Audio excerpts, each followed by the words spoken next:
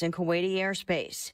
Iran keeps attacking U.S. Gulf allies as the U.S. expands its airstrikes on Iran in an ongoing tug of war over the Strait of Hormuz. The blockade is being enforced. 3 ships as of this morning had been turned back, 1 disabled and 1 boarded by U.S. Marines. This as now for the 6th night in a row, we have seen the intensity of the airstrikes increase. Fox's Mike Tobin in Tel Aviv. Bridges among the latest U.S. targets. CENTCOM just confirming another round of U.S. strikes underway, and the U.S. military also just reporting a 4th commercial vessel now redirected as part of the blockade. President Trump is urging Lindsey Graham's sister to run for a full term in the U.S. Senate. President Trump is offering his complete and total endorsement to Senator Darlene Graham, the sister of South Carolina Republican Lindsey Graham, if she chooses to run for her late brother's Senate seat. That term expires the end of this year, and a Republican primary is set for next month to replace Lindsey Graham on the ballot.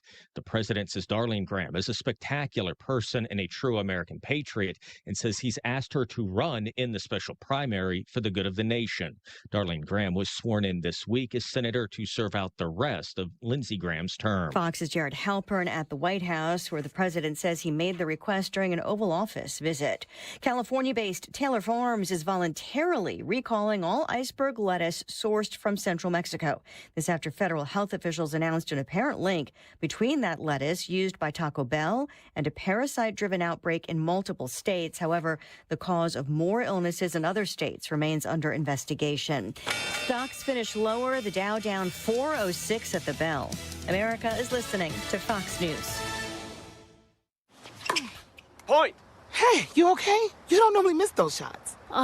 I just haven't been as regular lately, and it's making me feel sluggish. You should try Metamucil. It's been a game changer for me.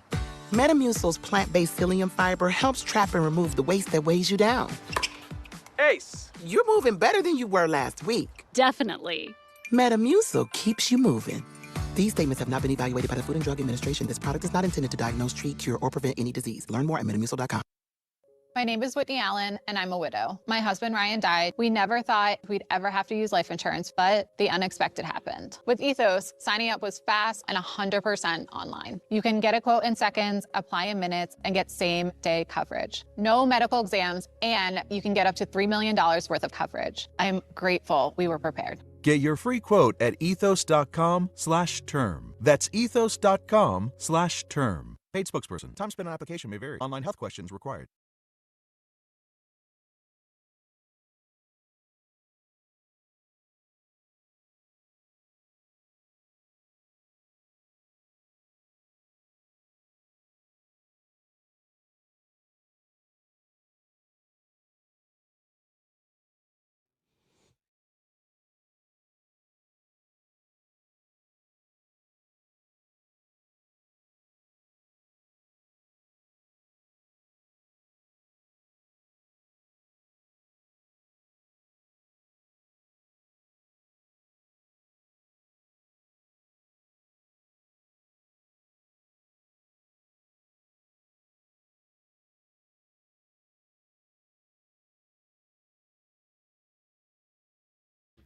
All right, let's get going here for a Friday afternoon as we take into the weekend. It is hot and sticky. We had another downpour downtown. Out where I live, it was maybe sprinkling just a bit, but I spent some quality time on the pickleball courts in Forest Park with Jeff and Janet Rainford this morning, and it was really, really hot and sticky. But hopefully we can enjoy a nice summer weekend with baseball back, which is nice. On the Roundtable this afternoon, Tim Fitch, former St. Louis County Councilman and former St. Louis County Police Chief. Hello, Chief. Hello, how Mark. are you? Good afternoon. Great to have you in here. Jeff Smith is here, former state senator. He is the executive director of the Missouri Workforce Housing Association. That's a mouthful. That was a Freudian slip there, wasn't it, Mark? The workhouse. A little prison joke. I get it. We're going to have another reference to that a little bit later. We just wait for that with some talk about Mom Donnie. So, look, I got to start with some breaking news here today, and this is really sad. I know that you guys are going to be upset about this. I think the audience is going to be upset about it, too, because Olive Garden is basically banning black people and married women from using their pasta passes. Have you heard this?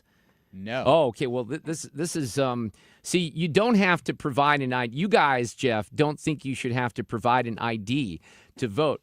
But Olive Garden has the never-ending pasta pass, and what they said today is it's $100, only right? for use by the pass holder whose name is printed on the pass. Passes are personalized and non-transferable. Pass holders must present a valid photo ID along with the pass. So they basically don't want black people and married women from eating at, Olive Garden. We can admit that, right? You can admit that based on what your party stands for right now with IDs. I don't think there's any other conclusion you can draw from that. Tim, I think you'd agree with me, right? Well, do you get salad with that or just pasta? I think you do get salad, too. I think you get breadsticks. I love their salad. Right. But you got to have the ID. Yeah, if you don't have the ID, you're out. Not a problem for me. Do you even want to entertain my satire, Smith, or are you done with me already? 5 minutes into the show. I'm happy to entertain your satire. As a, I was, as you know, and we've talked about this before. I was a Black history major in college, and one of the things that I studied was Jim Crow and the period in which people in the Deep South were not able to vote, were not able oftentimes to obtain identification from the state. So when I was, as a lot of people know, because of the Mississippi, a lot of people, the Great Migration, a lot of people came up from Mississippi up Highway 61. From like Clarksville up to places like St. Louis. So we have a pretty significant black population here that has its roots in the Deep South, in Mississippi in particular. So when I was knocking on doors, when I ran for the state Senate, I had a district that included North St. Louis. About 2/3 of my district was black. And I encountered a lot of people, older people in their 70s and 80s, that did not have a birth certificate and had trouble producing the documentation that would have been needed to, definitively prove their identification because of the circumstances of their birth in Mississippi many, many years ago. Now, those problems are, of course, starting to fade out generationally as that generation dies off, but they were a real thing when I campaigned for office 20 years ago, so I don't want to be like glibly dismissive of them. But there was a period that I was on KMOX, and this is like 13, 14 years ago, where I would go on, I would beg for someone to give me one person who couldn't vote. And there was never one person. So, look, you have to provide ID. You should have ID if you're elderly or not. You need to have ID. Now, let's kind of segue into what happened last night, because the president gave a speech. I was at the soccer game, and what I would say is there was nobody except for a very small sliver of society this morning that gave up and like, oh, man, we're on the election 2020 bandwagon. We got to figure that out. Nobody's saying that. Now, if you're someone out there who feels that way, you are in about the percentage of minority that people who think that there's, no fairness issue with women playing men's sports. I get that there are people, because I hear from them, that are all about stolen elections. This is not the way for us to move forward. It was a dull speech. It was teleprompter Trump. There wasn't really anything that was mind-blowing. The one thing I will say is it's ridiculous that ABC, NBC, and CNN can even talk about it. They have every right to not air the speech, but if you don't air the speech, you shouldn't be able to talk about it. I tuned in after the soccer game to CNN, and they're breaking it down. I'm like, you guys didn't even air the speech. How can you do that ethically? So I thought it was a waste of time. I'm not a stolen election person. I do think that there are flaws that need to be exposed. But I'll start with you, Tim. What the hell was that even about last night? I have to admit, I didn't watch one second of it. Because most people didn't. Yeah, I was at the Pachyderm meeting last night. It happened to be last night, so these are all Republicans that get together once a month. And nobody was talking about it. Not a person. Of course they Nobody weren't. was talking about, hey, are you going to watch? Are you going to, zero. Yeah. So I just, at some point we have got to move on. And I get it. If there's crimes that were committed and they need to be investigated, I understand all that. By the way, we do have, even in St. Louis County, some non-citizens that have voted. We know that for a fact. Not a ton, but there are some. The guest speaker last night at the Pachyderm meeting was Rick Stream. Nice. He's the director of elections for St. Louis County. Great guy. And we talked about what that looks like in St. Louis County. There's been some. And he's got it narrowed down that he thinks the majority of the non-citizens that are being registered to vote are happening at DMV sites, probably in more liberal parts of the state. Mm-hmm. But there are some, but they really do a good job in St. Louis County of rooting those people out and removing them from the rolls.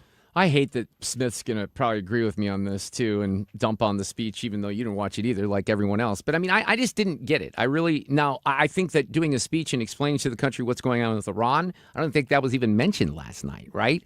So it's confusing what they're doing and who's telling him to do this.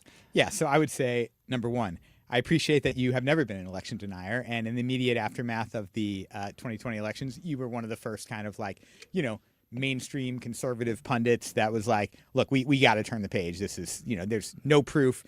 Bill Barr, who is as staunch a conservative Republican as they get, and someone who nobody questioned his ability to kind of probe these things, looked at the president and said in mid-December of 2020, this was the most secure election probably in our lifetime, maybe in American history. So I think I appreciate that. Now let me back up and say this ridiculousness continues to plague the Republican Party. And you saw it this week when Jay Clayton went in front of the United States Senate to try to be confirmed as the head of national intelligence in this country, and he could not answer John Ossoff's very simple question, who won the 2020 election? John Ossoff was right. It's embarrassing to have someone come up and ask to lead our nation's intelligence services and not be able to answer a question that my sixth grader can answer very easily. Did anybody ask him if he could define a woman?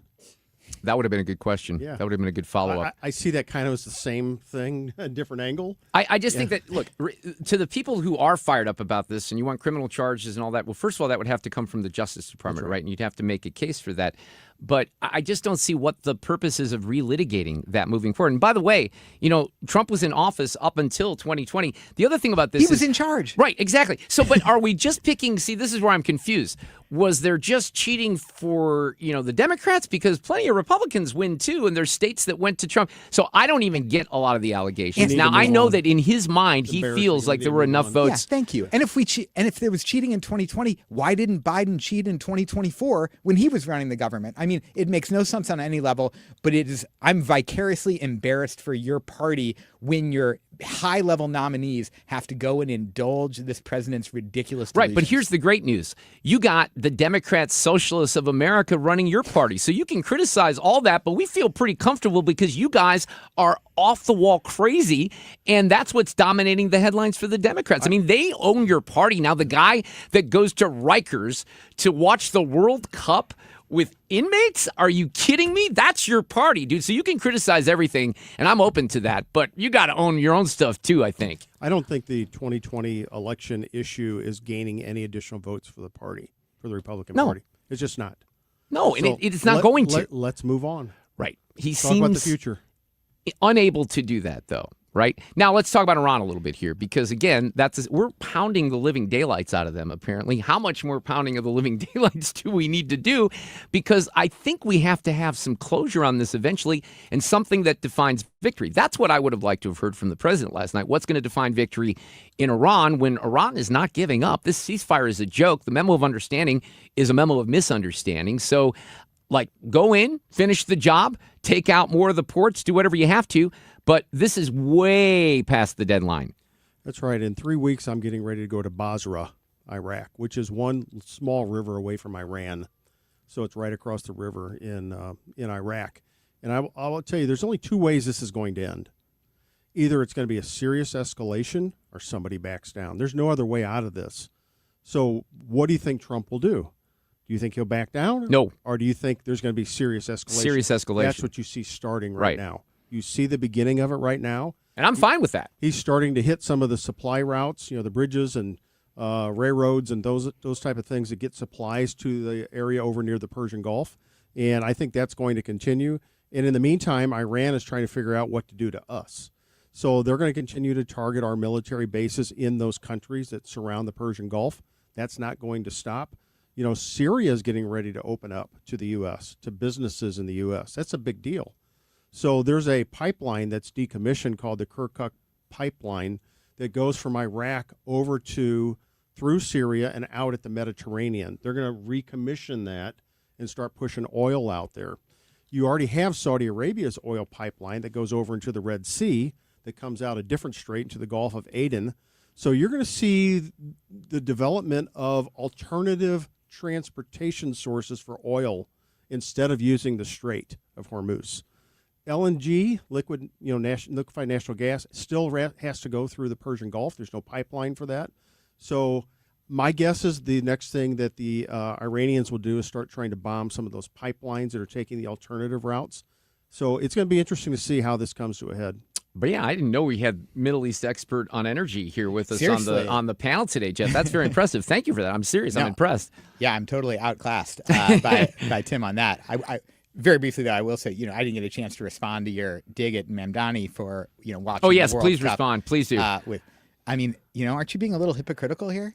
Didn't you watch the Cardinals game with the criminal the other night? I did. You know who I watched it with? Him. I knew that's what you were going to say. We got to take a break. We're coming back with more. Amelia. Not a bad Friday afternoon. Now, if you are leaving downtown, 70 looks fine, but it's a little bit slow there between 94 and Cave Springs. Now, 64, it's moderate volume approaching Hampton out through McCausland. Eastbound is slowing at 270. And then westbound, looks like it's slow approaching Lake St. Louis Boulevard out through 70. And there is some moderate volume westbound 70 headed for Forestel. Now, southbound 270, moderate volume in pockets, headed down from 40 to 44, and we are quiet on the bridges. Sue Thomas with traffic, 97.1 FM Talk, St. Louis Conservative.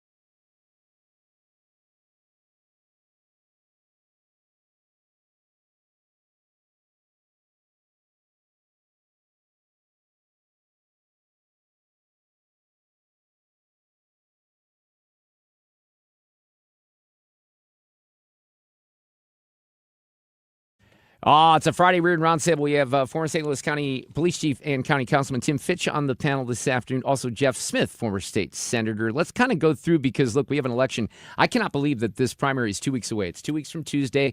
A lot of amendments. There are county executive races in both St. Charles and St. Louis County. Bill Eigel will be here in the 5 o'clock hour. I've been getting the candidates for St. Charles County Executive on the air. Jason Law came in a couple of days ago.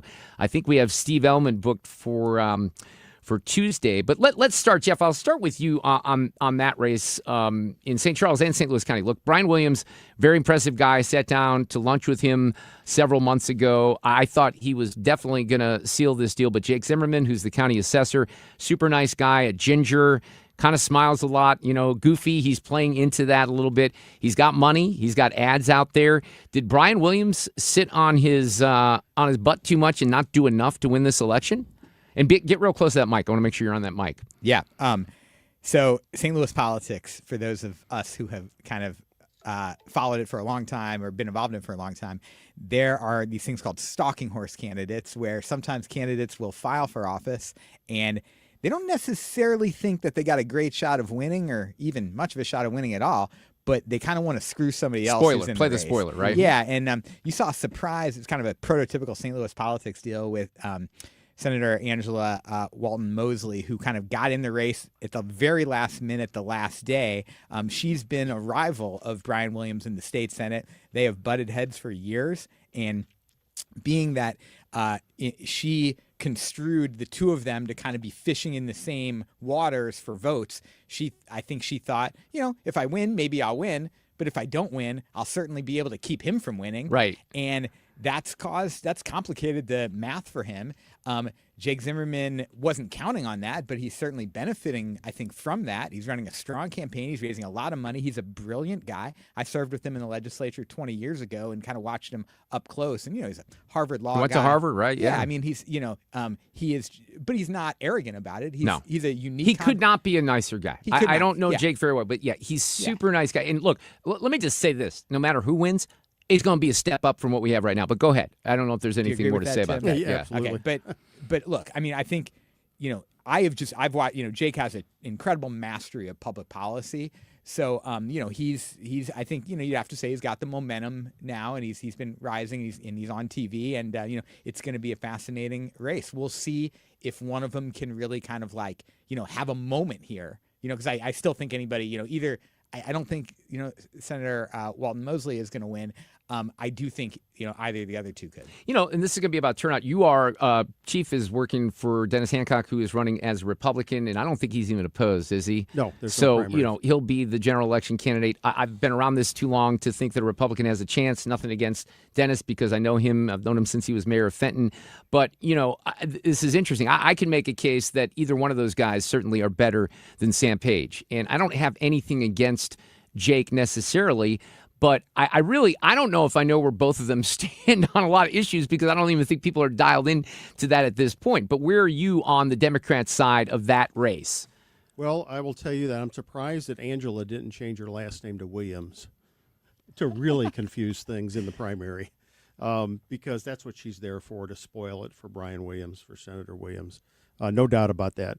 Now, I will tell you from a purely governance standpoint, Dennis Hancock's the best, and not just because I'm his treasurer. He is the best person for the job. I would say the number two after that for governance reasons would probably be Jake Zimmerman. And he did call me when he decided to jump into the race and say, hey, I'm thinking about challenging Sam Page in a primary. And I said, I wish you would. And then Page bailed. And then Dennis announced he was running. So that was kind of the sequence of events for me. But I do like Brian Williams. I've spent a lot of times with in full disclosure, my brother is a friend of his. So, and they always talk about each other and what great people they are. So I think this is going to be a draw. It's almost a toss-up between Brian and Jake. I really do believe that in the Democrat side. So Angela doesn't have a chance. I've been fooled by politicians before. I think we all have. I'm going to use Eric Reitens as the primary example of that, because I knew Eric very well. We were friends. I did the Mission Continues stuff, and that didn't end very well, unfortunately, for a lot of people. But in this particular case, I like Brian, and I can't say this as much about Jake just because I haven't sat down with him recently, but I feel like Senator Williams is someone, and again, he could be fooling me, that wants to be micro-focused on St. Louis County in a way that Kara is not doing, news releases on Palestine and all that other stuff, right? Fix the problems in St. Louis County. I sense that is something that both those guys might be interested in. I'm hoping that they genuinely are. But again, I've been fooled before. I think it's a case for both of them. I think my good friend, who I've referenced here before on the show, got elected mayor of San Francisco a year and a half ago, and I think he's set a model for mayors of both parties all over the country over the last year and a half, and that he will not get drawn into national politics. He's in San Francisco, a hotbed of liberalism. They try to get him to talk about Trump and say things about Trump. I think it's smart. He's smart. And he won't Daniel do it. Lurie is his name, right? Yeah. And he won't do it. He's like, that's not what people elected me for. They didn't elect me to the U.S. Senate. They didn't elect me to Congress. They elected me to fix this city, to clean it up and make it work again. And I think that mentality is certainly benefiting Kara Spencer here. And I think it will benefit, Jake or Brian if they get elected. So any county gut executive. check for you guys on the St. Charles race, because that's going to be a toss-up too, I think. Now, Jason Law, I said, was in here a couple of days ago. Solid guy, police officer, as you know, Chief. Used to be the mayor of Lake St. Louis. I just don't think no one, he doesn't have any Doesn't name have a path. recognition. Right. Bill and Steve, look, let's face it, Steve Ellman wasn't going to run for this race, right? He knew that Bill Eigel was going to get in. They do not like each other.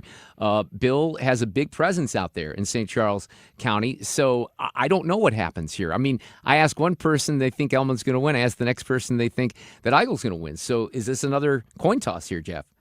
Yeah, I think it is another coin toss. But I will say that, former Senator Eigel, he spent most of the last several years traveling around the state as opposed to focusing on St. Charles. And so we'll see if that has implications for his race, because sometimes voters, they're human like anybody else. And they might think like, wait, you weren't focused on us. You were in 113 other counties, as much as you were here. And, he didn't dominate St. Charles County in the gubernatorial primary.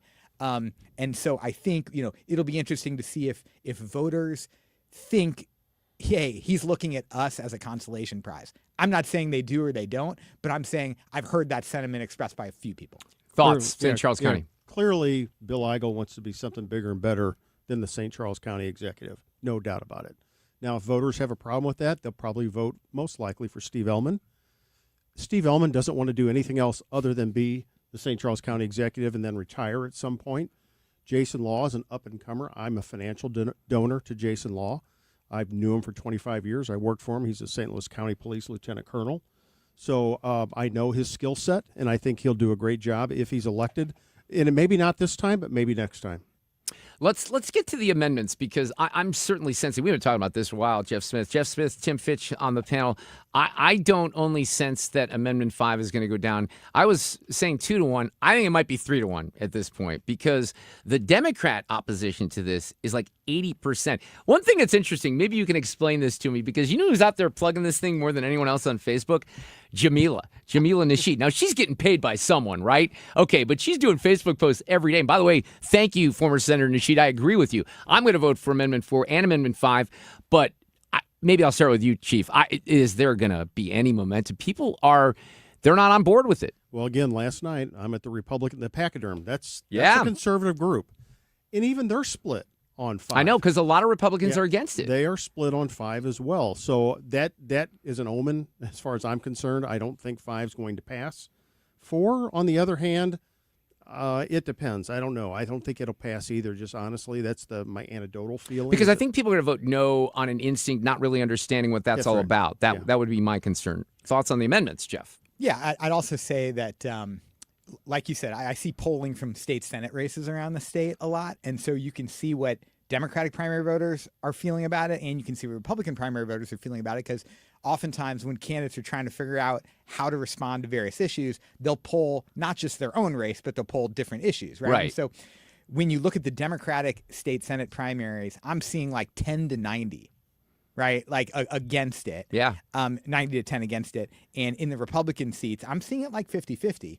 So there is no math that works in this state. No. If you lose 90-10 in the cities and you split even in the, conservative I think areas. that needs to be rewritten next time. Instead of splitting out the vote like that by congressional district, they need to do a 60%. You're talking about the amendment. You're talking about 4. Yeah, I was talking about 5. Okay, I'm talking about 4. Yeah, let's go to 4 now, Okay. which changes the initiative petition process. And instead of requiring a majority of voters to support something to change the Constitution, it would require a majority in all 8 congressional districts. Sorry, Tim. No, that's right.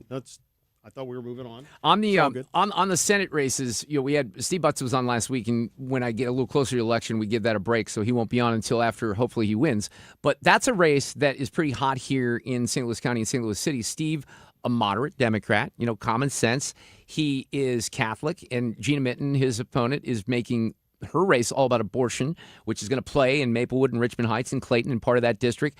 This is going to be a turnout thing. Steve's got good media presence. He's got name recognition, I think. He's got billboards and signs out there.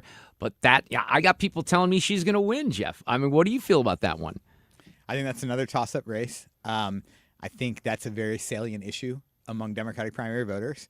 And the abortion issue. Yeah. And, Steve's record, interest of full disclosure, I support Steve as well. his record is mixed and has evolved on that issue, where he took a vote that, was more on the pro-life side back in 2019, but then since then has taken several pro-choice votes and actually did campaign for Amendment 3 in 2024. So that gives comfort to a lot of people that are pro-choice, that he's kind of, evolved, some on that issue. I will say this. If voters go to the polls thinking about reproductive freedom, it's going to be really tough for him to win. If voters go to the polls thinking about, I want the most effective state senator that can do the most for this region and has shown the ability to really build relationships across the aisle and get things done and be effective, Steve's got a great chance to win. I'll tell you about relationships across the aisle for Steve. I gave him money. So and that doesn't mean because I think he's a conservative. It's because I think that compared to him and Gina's platforms, I think he's going to be the better state senator of the two. And I also applaud him for sticking to his principles. You got to give him some credit for that as well. On the abortion issue, is that you said he's kind of moderated a little bit on that. I would tell you not much, in my opinion. He's still very pro-life, and I think that's going to resonate with even there's a fair number of Democrat voters out there that are pro-life as well. So, well, there used to be a path for that. I mean, I go back way back even to the 1980s when Harold Volkmer represented the 9th District in Missouri, which is different now, but he was pro-life and pro-gun. I think it comes down to this. Voters I would like to see go to the polls and think, hey, we're living in reality, which is a supermajority Republican legislature. I want the person that is well regarded by everybody, can get along with everybody, and when he stands up to talk, people across the aisle and on his own side respect what he has to say because he's not a blowhard, he's not a bomb thrower, he knows how to get stuff done. And that's Steve. It sounds like Brian Williams, too. Hang on, we got 2 more segments of the Reardon Roundtable on a Friday coming up. Not a bad Friday on the roads. A little bit of moderate volume on northbound 170. There was an accident reported just past Airport Road, so a little bit of a slowdown there. Now, 70 really isn't bad. There's some moderate volume at Zumbel and at K, but there's an accident between Wentzville and Forestell, and that has caused a delay in that area. 64, well, slow-moving traffic, Hampton out through McCausland. Eastbound slow 170 through Big Bend. And then let's head out of town for the weekend crowd that starts right around Lake St. Louis Boulevard out through the 70 split. Now, southbound 270, moderate volume, and it's mainly Manchester through Doherty Ferry, but a little bit at Gravois. And 55 is fine in the city, but some slow-moving traffic, Highway M to just north of Herculaneum in the construction zone. On the Illinois side, eastbound 64 jams at 159, and westbound 5570 slows just west of 255, all due to road work. Sue Thomas with traffic. 97.1 FM Talk, St. Louis Conservative. Of course, we'll have Sue's News on a Friday in the next hour here on 97.1 FM Talk. Paul Hall is going to join us with his review of the Odyssey and some streaming recommendations as we head into the weekend as well. I want to tell you about the Retirement Advisory Group. I didn't check. I usually check the market and see what happened. Let's do that in live real time. Not good. Wish I wouldn't have done that. Down 406 today, but it's still sitting at 52,146. The team at the Retirement Advisory Group is going to give you some great advice on how to make your money last through retirement. And it is a little harder than it maybe it used to be because of inflation in particular. But what is going to happen to the market in the future? Will there be a correction? We're always kind of sitting around that. And what they'll tell you, Bob Kershaw, Tammy Kershaw, his wife at the Retirement Advisory Group, you want to be prepared for that. And one way is to lock in your gains, and that means safely linking to the market. And that's the strategy that they teach you. Now, we have another seminar that's coming up in August that I think you can register right now. It's August 11th, 6:30 p.m. Love to see it at the Doubletree by Hilton in Chesterfield. We move these out a little bit further west. This is a group setting. They're free. All you have to do is reserve a spot. And you can do that very easily by calling 314-993-9494 or retirementkey.com, the official financial planners of this show. Thomas Helbig, Bob Kershaw, Tammy Kershaw, in the Retirement Advisory Group. So how did...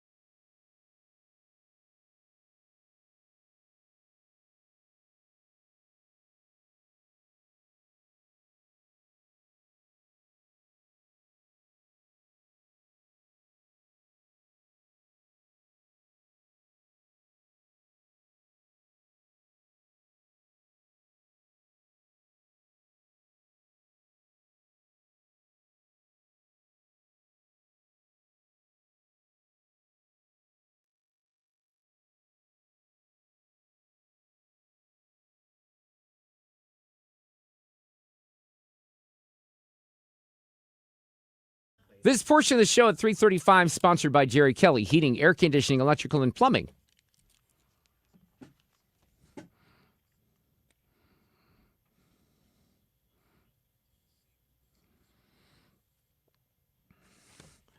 Let me, you were talking about some of the election stuff. Let me continue on that just a little bit. Former St. Louis County Councilman and Police Chief Tim Fitch is here. Former State Senator Jeff Smith on the Roundtable panel this afternoon. What kind of odds, Chief, do you give Cori Bush at maybe upsetting Wesley Bell in this Democrat primary in a couple of weeks? Very little. Really? I think as it's gotten closer, she's crashing and burning. You know, everything came out about she's paying her husband again, paying a salary again for her husband and herself, by the way. I mean, if you're donating to her campaign, are you okay with that? That she's using that to pay her husband and herself? Well, I've donated salary? heavily to her campaign right. because I really want her back. I do. I think that one's over. What are you showing me, Jeff Smith? I don't even know. I'm showing you the current Kalshi odds on the race. Oh, what is it? It's got her ahead, favored 50. Are you serious? I believe it she's because a 55% favorite over him right now. I don't agree with that. I think he's gonna win. I think certainly, as you've referenced ad nauseum over the last few months, there is a trend around the country for these extreme progressive candidates to come out of Democratic primaries. But think about who those people are. In most cases, they're not particularly well known. They're kind of coming out of nowhere, kind of the fresh young thing. Sometimes they're even like baristas or, people, kind of like AOC style candidates. That's not really what she is anymore. She's got more baggage than that. She's not the fresh face anymore, especially with all of the, issues that her husband and involving her campaign finance situation. So I don't think she's going to benefit from that national trend quite the same way. And this is St. Louis. This isn't New York. I would at least give it a chance, though. But, I watched some stuff that was on, I don't know if it was another radio show or a podcast. By the way, is that my phone or somebody else's phone? It's mine. Smith, is that you?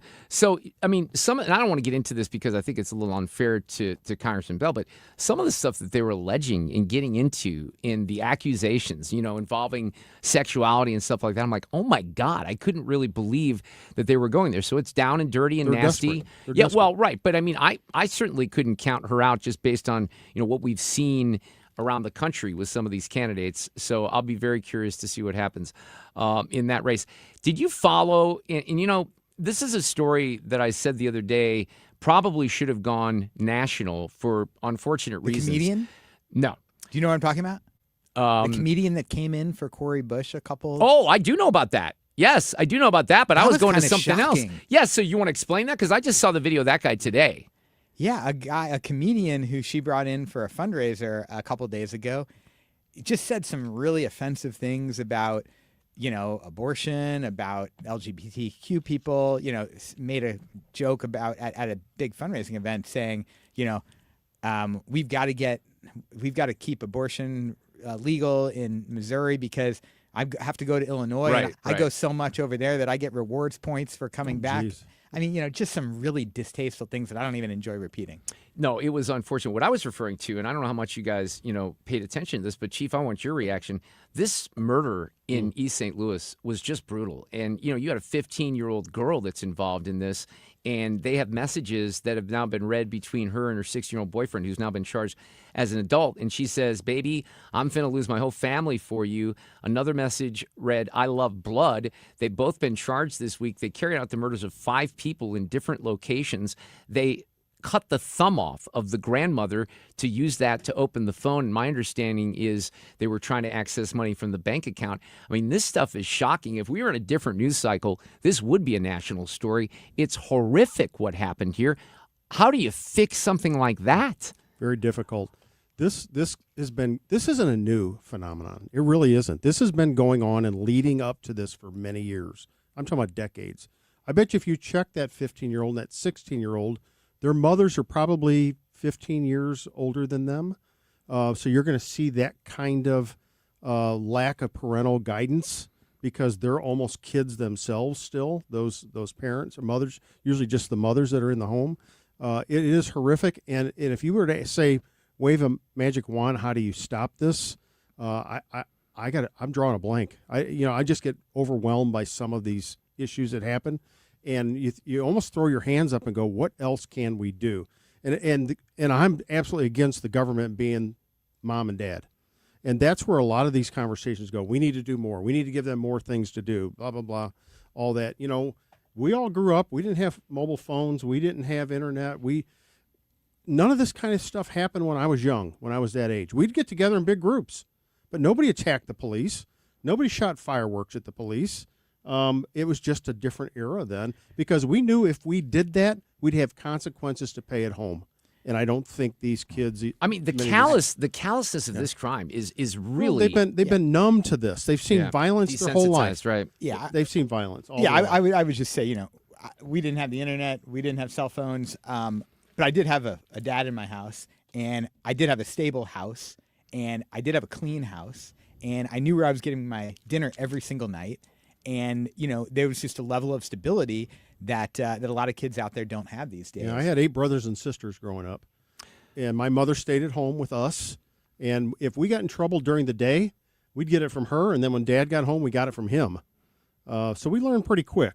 That doesn't mean we didn't make mistakes. Well, we're seeing this, you know, this is an hopefully isolated, really, really horrific, you know, mass murder, if you will. But what we're seeing that does occur around here are these teen takeovers. I talked about this a little bit with Heather McDonald, who's at the Manhattan Institute, because she's chronicled a lot of these episodes from around the country. And there's, you know, look, you know this because it was funny. I was told some information last night just about the cops and how they monitor the social media, because this all spreads on social media, right, and they got to be prepared for when something's happening. So that stuff is getting more interesting as well, with the police trying to figure out and get ahead of these. And you've seen things. Some of the warnings from police, like it'll come out.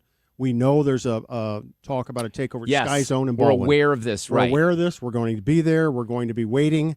And then at some point, my guess is people will start putting out false information just to get the cops to go to different areas on social media. But the cops are actually getting ahead of this now, where it was just responding to it. And if you're one police officer and you show up at a teen takeover at a major intersection, and there's one of you and 300 of them, what really are you going to do?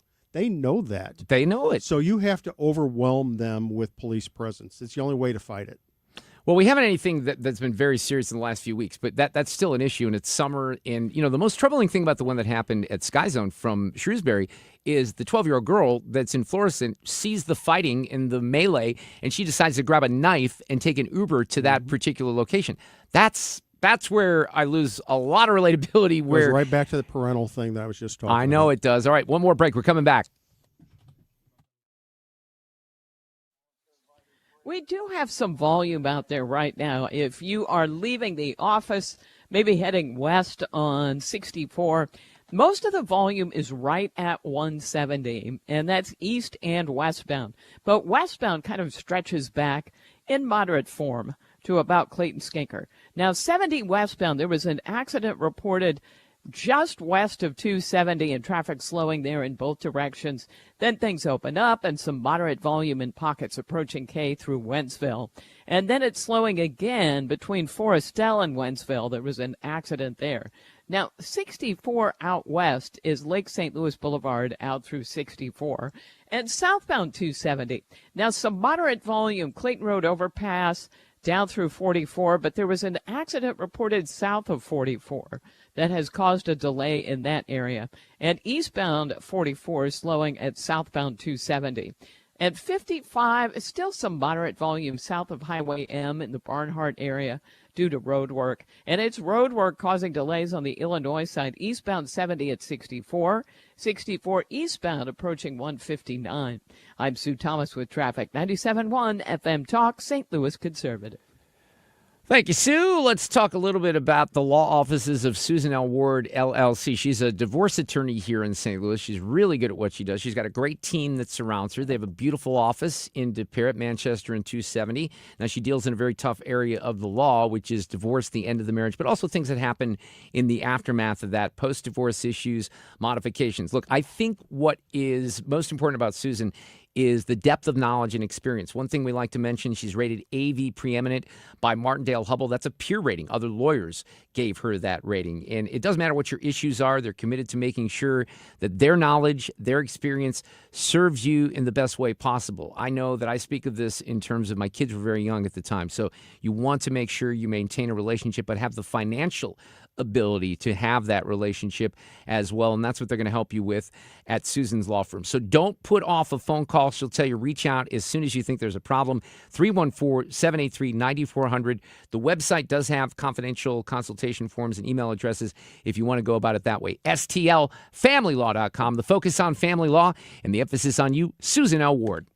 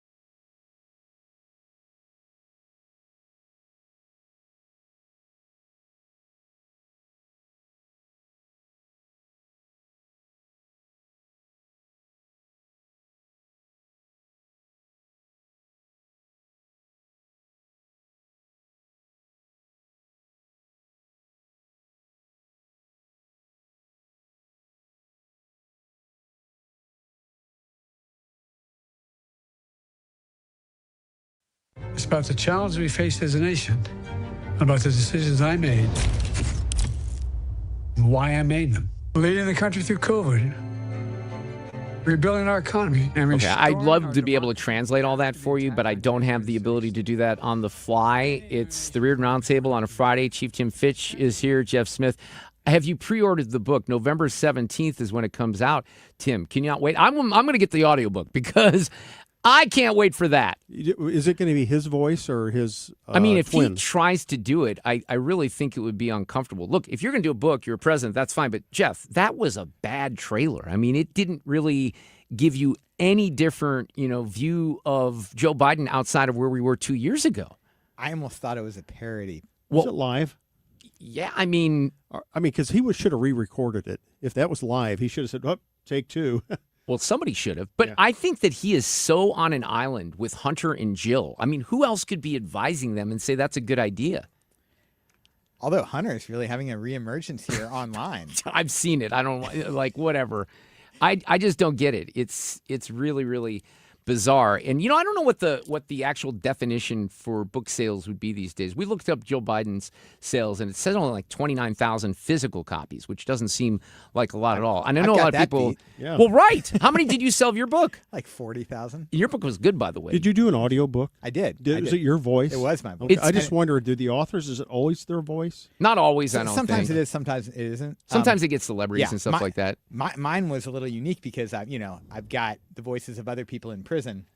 For those that don't know, Mr. Smith goes to prison. Yeah. It's a great book. If people don't know Jeff's story, someone was asking me this the other night, how long we knew each other. I'm like, Oh, Jeff was on the Roundtable before all that 20 happened. years ago. Right. You were on right at the beginning. And then, just to recapture the despicable details, his best friend wore a wire. Look, what you did. You were sent to prison, which was, for really not a big violation. And there are people that are doing a lot worse things these days. And I don't know how you deal with that mentally because, look, you served your time, you paid your penance, you wrote your book, you're doing fine in your life right now. But when you see some of these things, in my opinion, where people are making many more flagrant, offenses and crimes, and they're not even going to prison at all. I think it's just wonderful that Trump is making billions off crypto while he changes all the regulations and his million followers lose billions Was that my of dollars. question? Was that my question? It makes me feel I don't remember great. that. I love that. No. So, I mean, obviously, seeing a lot of the stuff that goes on around the country today, especially from some of our political figures, the insider trading stuff, it does make me sick. But I think it makes all people sick. And I think everybody's ready for a change of that. It probably makes me a little bit more irritated than others, given what I went through. But I screwed up and I paid the price. And I just feel blessed to be where I am today. Well, your story really is interesting. Mm-hmm. The book is really good. I don't read a lot of books, but I read that one, and it's fascinating. So thank you. Get Jeff's book. So just a couple things to round out the hour here. And I asked you guys this during the break, and you didn't watch it, but I had an option to go to see the Odyssey on Monday night, and I really kind of thought about it hard because I want to see it on the IMAX and 70 millimeter.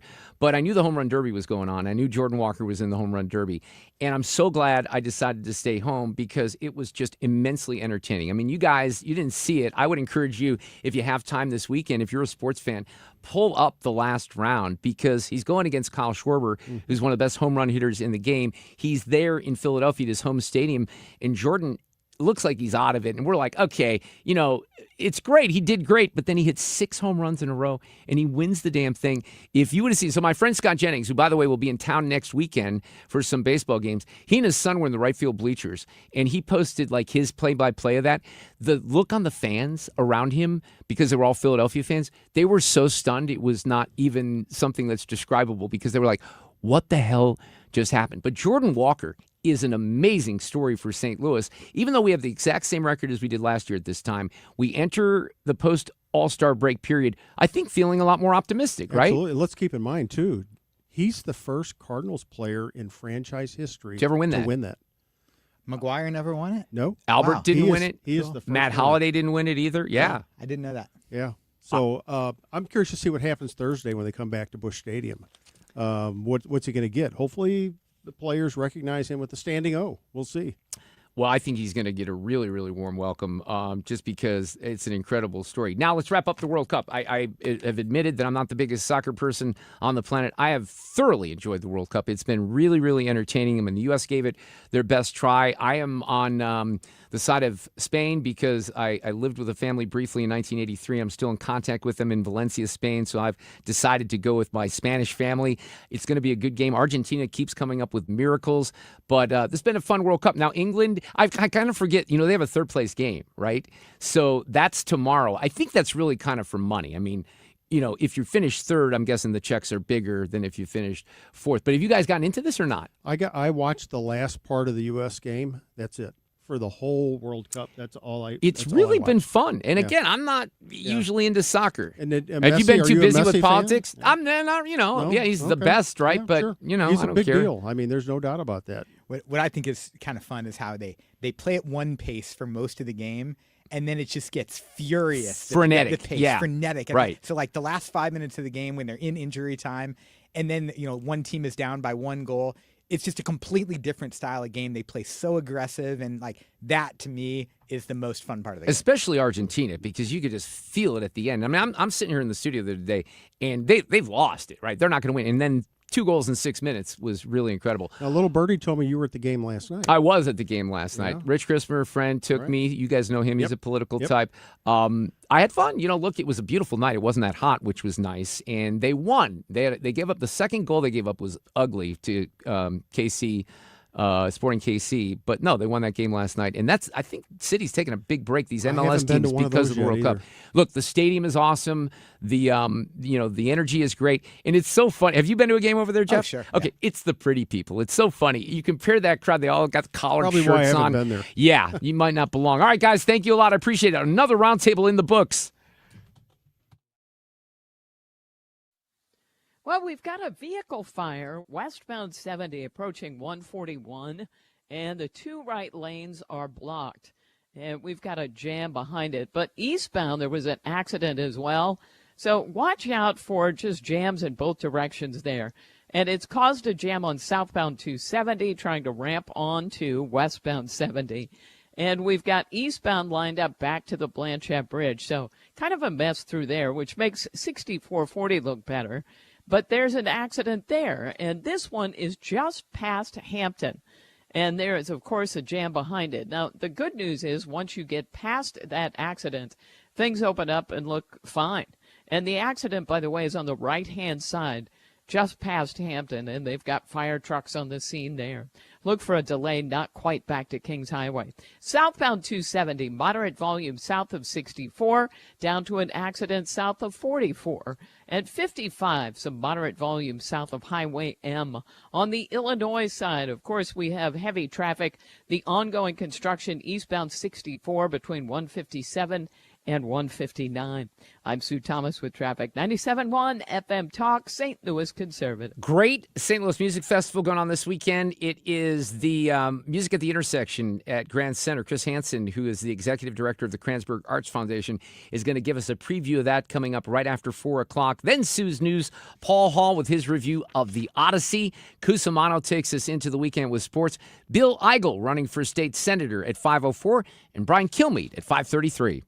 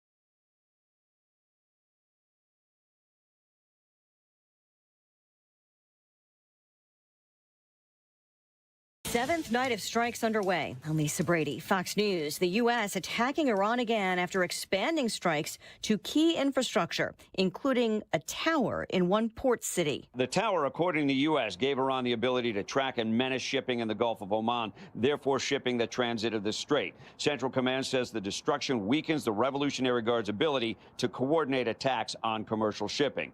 Bandar Kamir and Bandar Abbas both saw road bridges and rail bridges destroyed. The goal is to disrupt the ability of the Iranians to resupply and attack. Fox's Mike Tobin in Tel Aviv. President Trump accusing Canada of not properly maintaining their forests as smoke from hundreds of wildfires continues to impact air quality in the U.S. We have just an incredible display of hazy conditions from the upper Midwest across the Great Lakes and into the Northeast. Detroit, Chicago, and Washington, D.C., the top 3 cities in the world with the worst air quality. Detroit yesterday setting a record for the worst air quality of all time. Fox Weather's Jane Minar. A cold front and stormy weather expected to bring relief this weekend, but the president says he plans to call Canada's prime minister about the cost. A produce company based in California is recalling lettuce grown in Mexico after an outbreak of illness in the U.S. Taylor Fresh Foods is voluntarily removing iceberg lettuce sourced from central Mexico from the U.S. market after the FDA traced a parasitic outbreak to shredded lettuce from that country. The cyclospora outbreak has sickened people in more than 30 states, according to the CDC, with more than 90 people hospitalized. Fox's Carmen Roberts. The FDA says more than 1,600 who got sick reported eating at Taco Bell in 5 states. The restaurant chain already removing potentially affected lettuce. A possible link to cases in other states not yet confirmed. America is listening to Fox News. Point. Hey, you okay? You don't normally miss those shots. I just haven't been as regular lately, and it's making me feel sluggish. You should try Metamucil. It's been a game changer for me. Metamucil's plant-based psyllium fiber helps trap and remove the waste that weighs you down. Ace. You're moving better than you were last week. Definitely. Metamucil keeps you moving. These statements have not been evaluated by the Food and Drug Administration. This product is not intended to diagnose, treat, cure, or prevent any disease. Learn more at metamucil.com. I'm David Ortiz. When I lost my mom, she was only 46. And I lost my dad to cancer. It was the worst pain I ever felt. It made me think, what will happen with the people I love when my time is up? That's why I have life insurance. Ethos makes it easy. It's all online, take about 10 minutes, and you can get up to $3 million in coverage. Get your free quote at ethos.com/save. That's ethos.com/save. Paid testimonial. Time spent on application may vary. Online health questions require.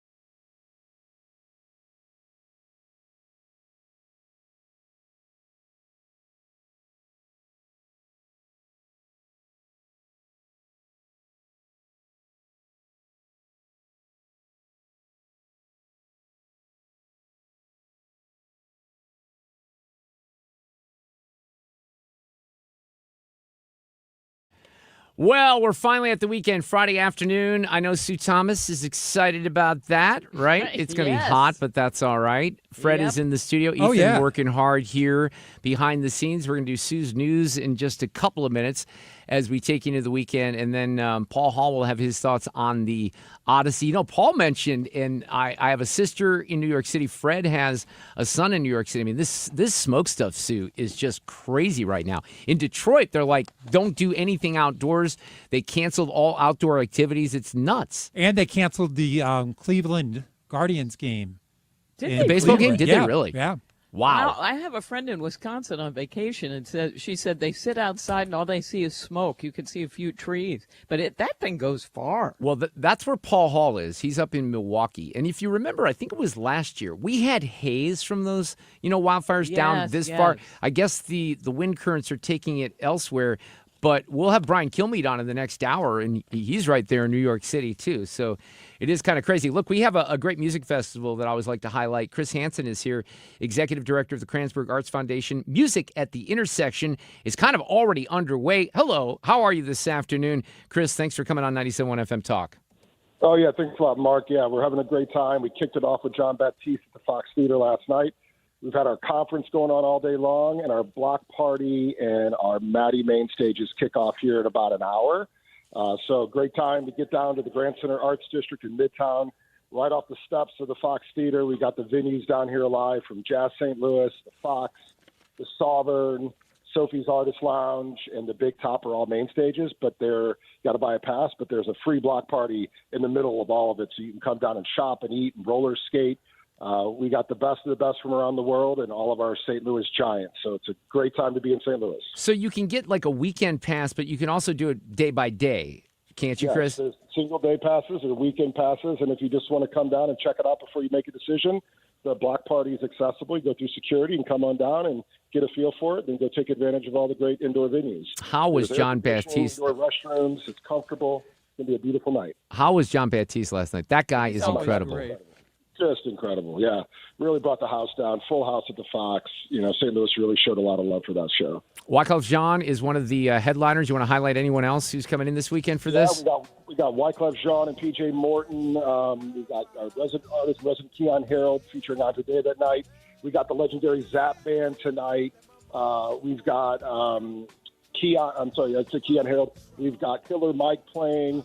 We got Big Frida playing. There's great jazz from Nubia Garcia, Brian Blade, the Fellowship Band over at Jazz St. Louis. I mean, there's just something for everybody. If you love jazz and soul and funk and R&B and, just love to have a good time, you won't miss on this one. All right, give the website out if people want to check out the schedule. Yeah, MATISTL.org, MattySTL.org, or you can go to MetroTix for passes, but you can check out all the activities and events and activations at MattySTL.org. Chris, have fun with the festival. Good luck with everything. I think the weather's going to cooperate for the most part, so have fun this weekend. Thanks for coming on.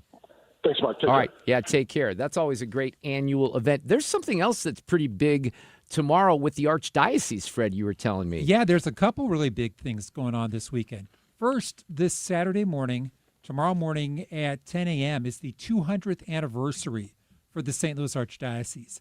So there's a big bicentennial mass at the Cathedral Basilica in the Central West End. Archbishop Rosansky will be there, and also the Vatican's representative, the Papal Nuncio to the United States, will be in town for that. Cardinal Dolan is in town for that as well. He'll be doing the homily at that service tomorrow morning, starting at 10 a.m.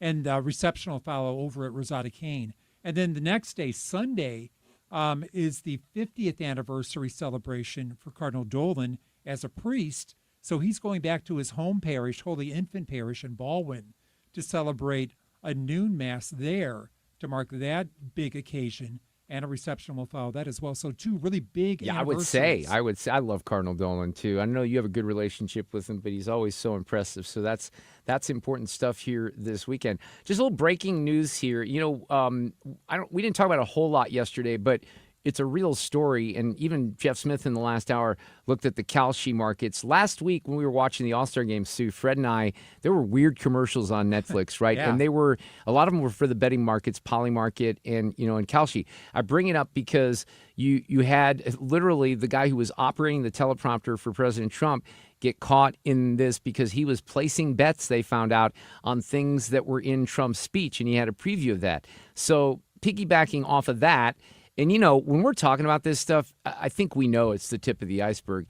Adam Schefter is reporting that the NFL has confirmed the indefinite suspension of the Arizona Cardinals personnel executive Ryan Gold for violating the league's gambling policy. The NFL confirmed today, this is the statement, that Ryan Gold, director of college scouting for the Arizona Cardinals, has been suspended indefinitely for violating the NFL's gambling policy. The suspension is effective immediately.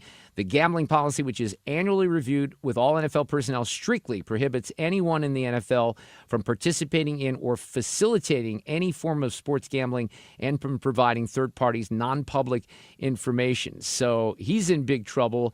And they closed the statement by saying Mr. Gold has the right to appeal. But this stuff is happening out there, and it's just a matter if they can catch him. And the good news is they do have things in place, I would say, that are triggers that are alerting the leagues and the different folks that should be alerted to this. Yeah, it's just the tip of the iceberg, too. You'd have to think, right? Hey, speaking of iceberg, Taco Bell this weekend? I'm having it tonight. What's the final on that? Because for the last few days, they weren't exactly sure, but now they pretty much now say the CDC and the FDA are linking it to a delivery of lettuce from a Mexican supplier, I believe, in several of the states where people are getting sick. You know, this is an interesting story. So I just Googled this, and in Forbes, they actually are reporting that Taco Bell warned investors about. Can you pronounce this, Fred? How do you say it? Cyclospora. Okay. It's cyclosporiasis. Yeah, that's it. Thank you. Apparently, they warned people about that, and other chains did too, because they knew something like that was a threat out there, which is kind of weird to me that that's something that happened. But yeah, lettuce at Taco Bell in 5 states have been confirmed as the source of this. It's kind of gross. It's a diarrhea-causing parasite, and people have really been hit with this. So yeah, I think that's gonna hurt a little Taco Bell this weekend, isn't it, Sue? Yes. I would say. Taylor Farms is the place where this apparently came from in Salinas, California. They are not responding to requests for comments right now. But here's the thing. That's the same company that was tied to something like this that happened exactly along these lines in 2013. And then in 2024, there was an E. coli outbreak tied to onions served at McDonald's. I don't really remember that one. You guys remember that one? No. So the FDA says it's working with the supplier of iceberg lettuce to determine if potentially contaminated shredded iceberg lettuce remains on the market, including in other states. So Taco Bell, for their part, had voluntarily and temporarily removed certain ingredients from some locations because of the outbreak. That's just not a very comfortable thing. When you think you can get that just eating a taco at Taco Bell. We got Sue's News on a Friday coming up. We've got some issues on the roads. Accident westbound 6440 past Hampton. Watch for this one on the right side. A couple of fire trucks on the scene. I just put that one up on X at Susan6768. There's an accident southbound 270. Now, this one is south of 44. It's got the left lane blocked. We've got a jam back near Manchester. There was a stall eastbound 70 past 370 in the right lane. It looks like that one may have been cleared, but we still have a jam. There was a vehicle fire. We had a listener who said it's a Cadillac.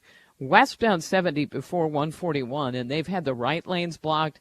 It's created a huge jam behind it, not quite back to Lindbergh, but that has jammed up north and southbound 270, both trying to ramp onto westbound 70. And on the Illinois side, we've just had this ongoing road work. It's the same stuff today. Eastbound 64 slow, 157 to 159. I'm Sue Thomas with traffic. 97.1 FM Talk, St. Louis Conservative. Hey, guys, I want to guide you into one of 2 locations of Game Day Men's Health. Matt Lawrence is the guy that runs both of those clinics. I've gotten a chance to know Matt the last couple of years. He's got a great operation. He's very proud of it. And Game Day really makes it easy for you. So they're offering you a free office visit that lasts an hour. And they stick to that. They're very proud of the timeline because you don't have to take a day off of work or anything like that. You make an appointment, they will do some blood work, and then if you're interested maybe in testosterone replacement therapy, maybe peptides and vitamins, medical weight loss, GLP-1s, they have ED solutions, hair loss. I mean, really, the list goes on. They have a ton of services. If you want to really kind of check out everything they do, just go to GameDayMen'sHealth.com. You can also book an appointment there. You just click on the tab that says book an appointment. You can put in your zip code, and you will be guided in to the location that's out in O'Fallon and also in Chesterfield right there at 6440 and Olive and Clarkson. Book that appointment. Take advantage of the 1-hour visit. Get back on track. Maybe you're low in energy. Pete Hegseth says the military might mean some of this. You can do it right here in St. Louis at Game Day Men's Health at GameDayMen'sHealth.com.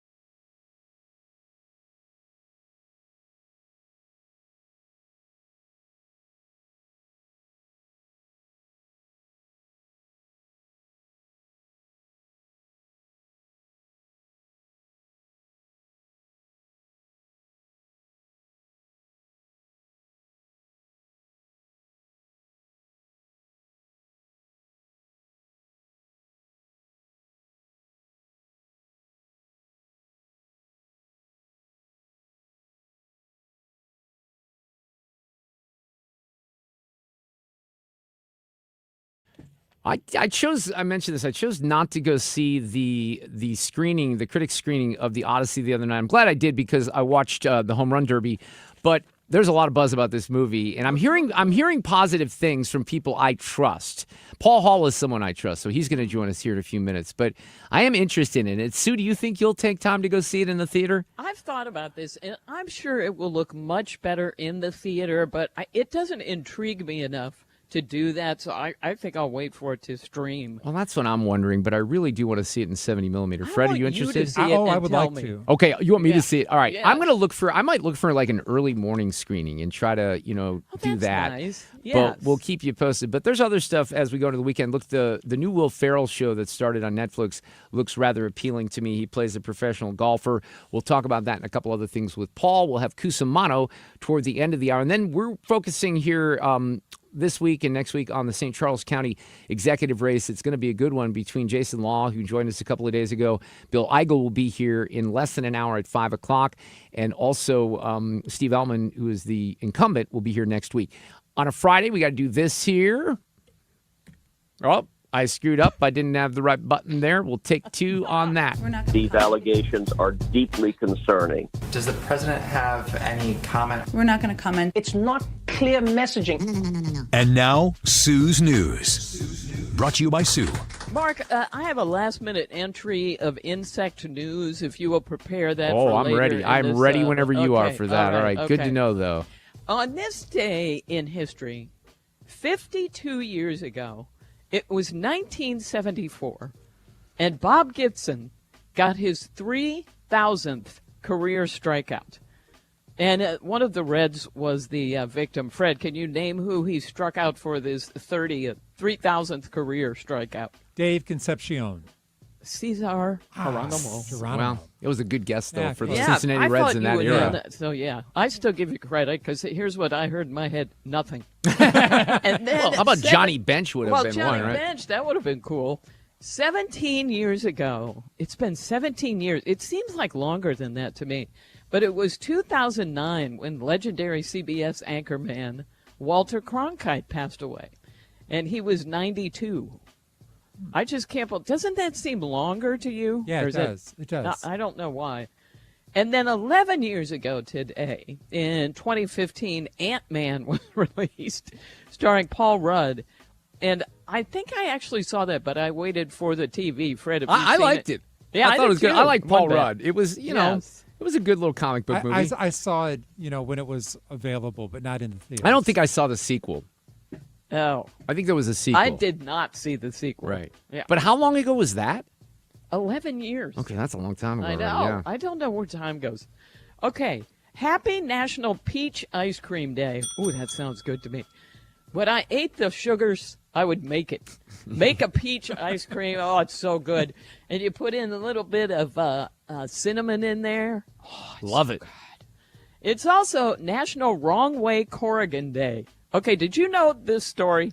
I know Wrong Way Feldman, and so does Fred from That's Gilligan's, from Gilligan's Island. Island. I don't know Wrong Way Corrigan. I just Who's know Wrong Way Feldman? Wrong I Way don't Feldman was the guy, like he was a pilot, wasn't he, Fred? Right. That Oh my landed gosh. on the island.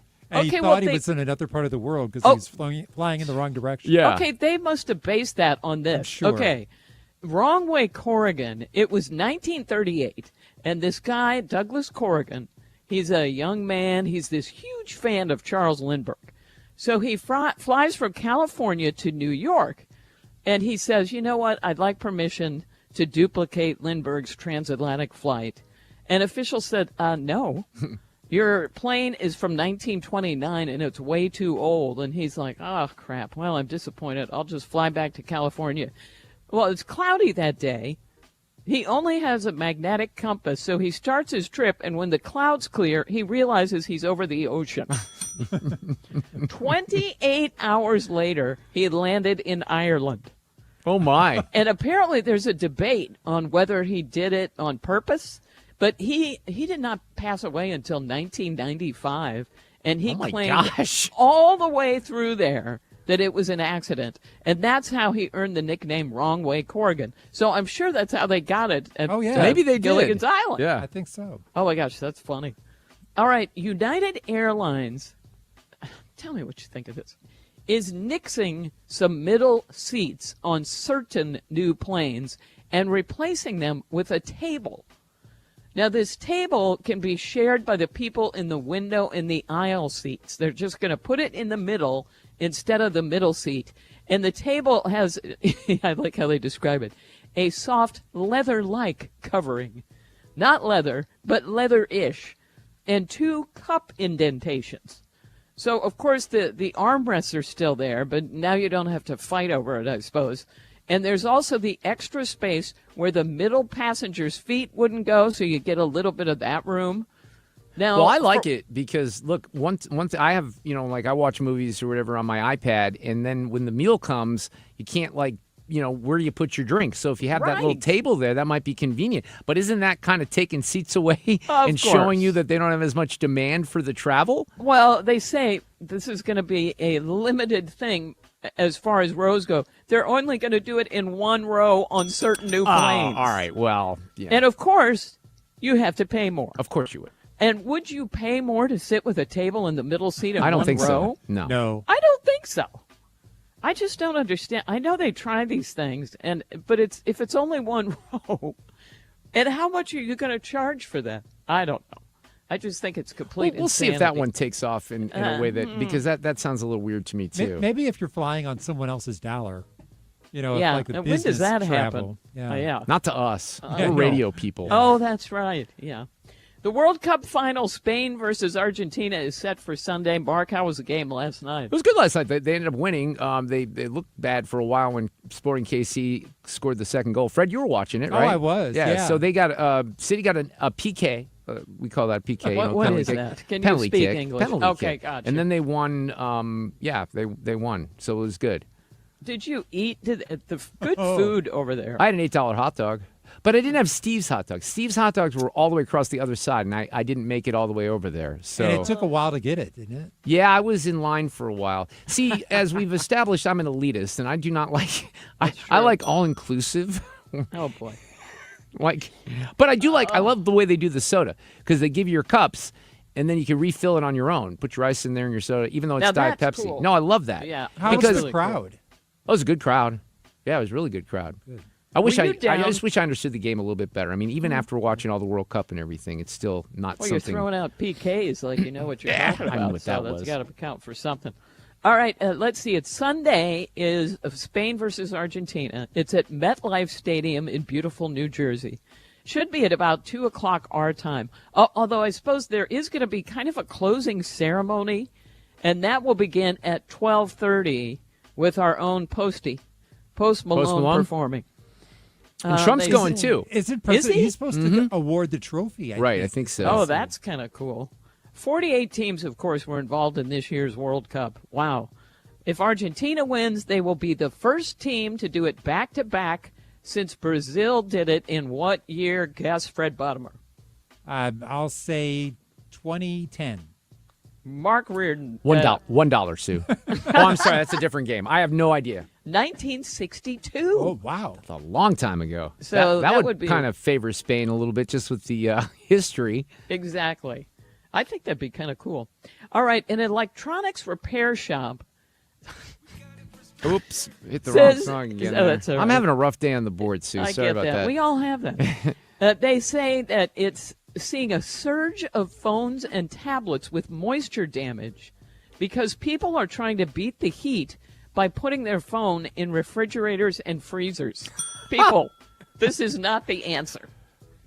It sounds like a clever life hack, they say, except it could destroy your phone because the sudden temperature change creates condensation, which can lead to corrosion and a broken phone. So instead, Apple and Samsung recommend if your phone gets too hot, just take it out of direct sunlight, shut down all your apps, remove the case if you have one, and then just take it inside and let it cool naturally. All right, let's do some insect news. Oh, can we do insect news on a Friday? We can, of course. It's time for insect news. Okay, you guys, this showed up as a random fact, and I thought, I got to have an intro for it. Okay. There is a wingless wasp. First of all, did you know that existed? No. No. Okay. There is a wingless wasp native to Chile, known as the panda ant. It looks kind of cute. It's got a black and white pattern, but it is not an ant. It is not a panda. It is a wasp, and it has a terrible, painful defensive sting. So if you are ever in Chile, do not go near the panda wasp. But it doesn't fly. No, I don't know. What does it, crawl up and sting you? I don't guess so. understand any of it. You just have to be able to outwalk it. Yeah. To get away. Did you guys see the video of the raccoon that went viral today? No. So it's a weird, I don't think I retweeted, but there's this video of a raccoon running around someone's yard, and it looks like it's a weird looking raccoon because what they think it's happening is it's got a spine condition. So his spine is curved, but when you see it kind of hopping across the lawn on the Ring camera or however they caught it, it just looks like a completely different animal. Like if you didn't know it was a raccoon with back problems, you'd be like, what kind of alien creature is this? Because it just looks so different in the deformity. Anyway, you might see that out there. Mark Hamill's lightsaber from The Empire Strikes Back just sold for $3.7 million at an auction. 3.7 million. But there's a lot of stuff that sells for things. I'm like, why would you want that? That's at least something that is so iconic that I can see someone paying for that if you've got stupid money, right? Well, you're right. It set a new record for a screen-used Star Wars prop, and you know how the people love Star Wars. Okay, this is the lightsaber that Mark Hamill used in The Empire Strikes Back during the Luke face-off with Darth Vader.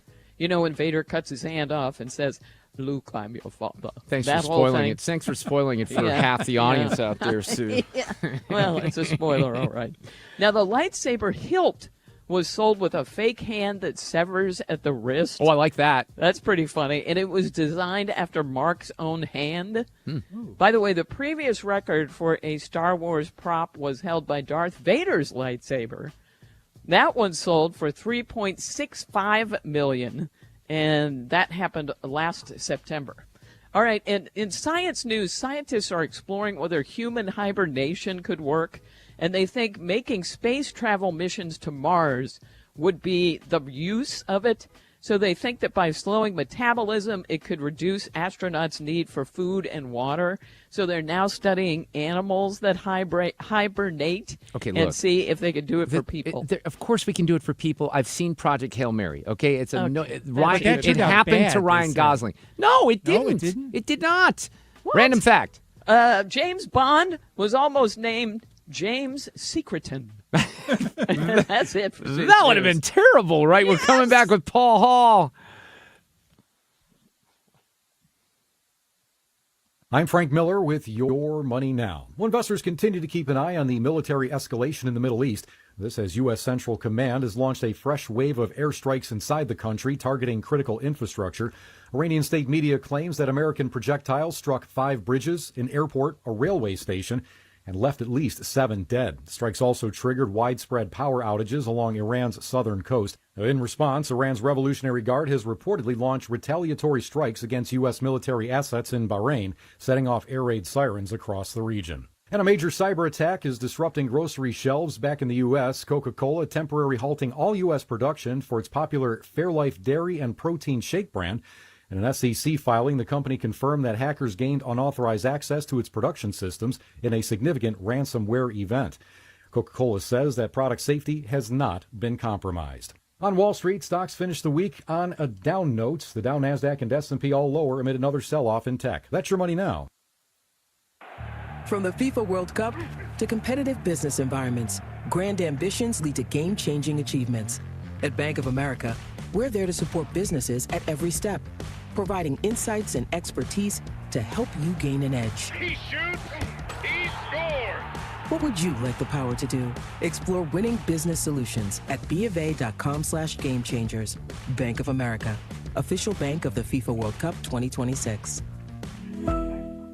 The board recommends approving. Regarding that seat on the committee, we're promoting... To boost quarterly earnings. Every day, shareholders meet to discuss important matters about the companies you invest in. Now you can easily make your voice heard. Vanguard Investor Choice gives you a say in the companies you invest in. With just a few taps, you can set your proxy voting preference for your index funds. Visit Vanguard.com/investorchoice to learn more. Vanguard investors own shares of our index funds, which own shares of the companies they invest in. Available for Vanguard index funds that participate in Investor Choice. Vanguard Marketing Corporation Distributor.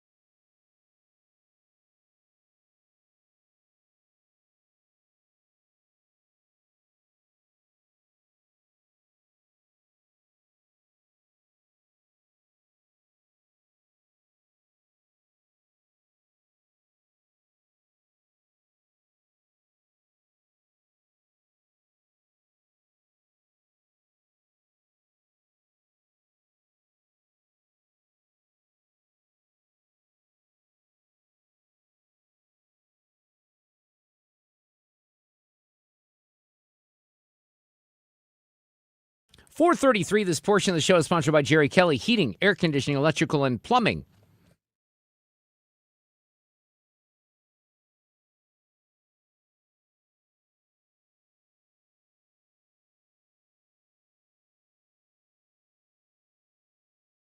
Well, it's time to talk entertainment and movies with our friend Paul Hall from Common Guy Films, but I think we have to first get a report, Sue, on the breathing conditions because he's up in Milwaukee and you're affected up there by the smoke from the wildfires, right, Paul? Yeah, the last 2 days, Mark, it has been brutal to go outside. All you smell is smoke. The conditions were hazy at best, totally covered at worst. But thankfully, the winds changed this afternoon, and the air quality's back in a decent space. And in fact, just was paying attention to the Brewers, and I guess they are going to play tonight against Miami here in town, that they were questioning that even. So. Well, Cleveland canceled their game. I mean, I mentioned this earlier. We've had, Sue, a little bit of haze from these wildfires in the past. But, I mean, when you're seeing Fred's son is in New York City, my sister's there, some of the pictures, we're going to talk to Brian Kilmeade in the next hour, too. It's crazy. I mean, your clothes has to smell like smoke, doesn't it? Yeah, you stepped outside, and my wife and my daughter both are asthma folks, and to step outside was even just painful. It's one of those times where, COVID made us aware of the N95 masks. They came into play. There were people out in masks yesterday like they were in China or wherever. Interesting. All right, let's talk movies here. Big opening, The Odyssey. Tell me what you remember. A wife, a son. And then what? We won the war. Help me go home. This is a household waiting for master. I want you to choose me. Ithaca's king is coming back. No, he's not. No one could stand between me and home. So I'm hearing mostly positive things from people I know who have seen it. Have you seen it? What did you think? I have seen it. In fact, I made the trip out yesterday to see it during the smoke, and I felt like I was stepping right inside the theater into that haze of the Odyssey and that Greek mythology on screen. I'll tell you what, Mark, the only downfall to this movie is that it's 3 hours long. Right. And when you're talking about the movie and credits, you're talking about a 3 hour and 20-minute commitment to what goes on. That said, I didn't budge for over 3 hours. I didn't want to move. This film and the way Christopher Nolan does it mesmerizes you on the screen. I couldn't imagine seeing this on a small screen. It's kind of like Oppenheimer was, in that you definitely want to get out to the theater and the biggest screen in the theater. Don't go to the little 60-seater that has tickets available. Get those tickets in the bigger screen. You will thank me later, because visually this is a stunning film. Well, the numbers are pretty crazy right now, because the audience number on Rotten Tomatoes is 97%. The critics at 95%. You don't always see that kind of match up. Sometimes there's a little divergence. Like, for example, on Moana, 89% of the people liked it, 31% of the critics. But I missed it, Paul, because I watched Jordan Walker win the home run derby the other night. I had, the invite for the screening, but I do feel like I have to see it on the IMAX, and you can do that here in St. Louis at Ronnie. So I'm glad that you liked it. I've heard a couple of people say it does get a little boring, though, in the middle of it. So, look, it's a long movie. You're always going to have that issue. Okay. Yeah, I never had that issue, and that's something to be said, though. The fact is, there's so many talented people involved in the smallest roles in this film that you can't help but acknowledge the fact that Nolan's appeal and the appeal of everything around this classic tale of Greek mythology, is something that brought these people together to produce this work. I think we'll be talking about it at awards time. Anything else that's in the theaters? Is that pretty much dominating this week? Here's the crazy thing. There's nothing else really big opening this week. And, Mark, I'm going to look ahead a week. There's nothing major studio-wise released at all next Friday, which doesn't happen in the middle of the summer. You can tell they kind of cleared out to let the Odyssey have its way for the next couple weeks, because it's going to be in those large formats until Spider-Man hits at the end of the month. So the theaters are a little bleak as far as what's out there. But that just gives you time to go to Apple TV Plus, because my new obsession is here, and people get a chance to watch the first 2 episodes with Anya Taylor-Joy, Lucky. And I'll tell you what, this is something for you fans of action, intrigue, espionage, or not espionage, but action, intrigue, crime drama stuff. You are going to love this. I'm glad I can finally talk about it. I've seen parts of it for a long time. And Taylor-Joy is wonderful. This is a great story. Runs, you're going to get a new episode every Wednesday, I believe it is, starting next week. You get the first 2 episodes over on Apple TV Plus now. Take your time, get into it. You will thank me later. All right, so what's the by the way, Anya Taylor-Joy was great in the show The Queen's Gambit from, several years ago. Sure. So she was awesome in that. But what's the premise of this one? So here's the deal. She is in the beginning of the film, or the beginning of this series, you find out that she and her boyfriend have a lot of money. That all of a sudden they went out, had a good time. Boyfriend isn't necessarily a boyfriend for more than the first 15 minutes of the movie, because the 2 of them split up, and now she's got both the FBI, the mob, and somebody else on her trail to try and find her and the money. Boyfriend's nowhere to be found. She gets chased in the desert, and the scenes in the desert always give you some interesting scenarios to deal with. Great supporting cast here, from Clifton Collins, who's one of the bad guys chasing her, to Timothy Oliphant, who happens to be related to Lucky, and even Annette Bening, which I haven't seen in quite a while. She shows up here as well, among others. So it's a matter of, can they catch her, and who's going to get her first, and is she going to live to see the next day? So I want to start that. I think Becky and I might start that tonight, but I also want to start the Will Ferrell show, which just premiered yesterday, and I think all the episodes are out on Netflix, right? Yes. Yeah, The Hawk is out in its entirety on Netflix. It's inevitable that this is going to draw a comparison right away to Stick on Apple TV Plus. It's golf. It's all about golf. It's all about kind of a washed-up golfer trying to get back onto the tour. He kind of stepped up and did some things that got him off the tour, and he just can't get his swing back. There are moments in here that are really funny, Mark, but I personally, if you had to compare the two, I was much more a fan of Stick. The supporting characters, Fortune Femmeister, is here, and I like her a lot in this. But it's got its moments. but other times you just sit there and shake your head and go, I think they missed what could have been a home run. So I was a big fan of Stick, which was on Apple TV Plus, Owen Wilson, and that one did get renewed, but they have not announced when that's coming out, for the second season. By the way, Timothy Oliphant was in that, too. He's always one of my favorites. Anything else you want to mention streaming-wise? Yeah, let's mention quickly Ride or Die, Octavia Spencer, Hannah Winningham, who... Ted Lasso? I'm sorry. Yes, from Ted Lasso. Hannah's a hitman. She's an assassin. And Octavia Spencer plays the wife of a prominent British parliamentary figure, shall we say. And, things happen, and the assassin finally... the two of those are best friends, but one didn't know the other was an assassin. And, one close to government, one's assassinating people. It's kind of odd couple that come together. There's a divorce in the mix and some other stuff. It's a pretty decent show for those of you who like the comedy mixed in as much as everything else with the action adventure. Ride or Die. All those episodes are up on Amazon Prime Video today. Awesome. That sounds good to me. Look, the box office numbers for Toy Story 5 have continued to grow. I'll be very curious to see what the numbers are for the Odyssey, just because it's such a long film, and I wonder about the appeal. I know it had a good start yesterday, though. Anecdotally, I saw it yesterday, and I saw it with a paying crowd. It was one of the larger paying Thursday afternoon crowds that I can remember in recent past. So if that says anything, and there's big crowds on tap tonight, if you want to see it in the premium formats, I would recommend buying your tickets online, doing it early through all their major spaces. By the way, your region and geographically, there might be more people because of the smoke trying to seek refuge in the theaters. So those numbers might be, improved this weekend as well. Paul, tell folks where they can find your reviews. Simple, commonguy.com. We'll talk next Friday. There is a stall reported westbound 44 past 141. Watch for the left lane and the left shoulder to be blocked. And a report coming in of debris northbound 270 at Tesson Ferry. They're not saying what it is, but it is apparently in the center lane.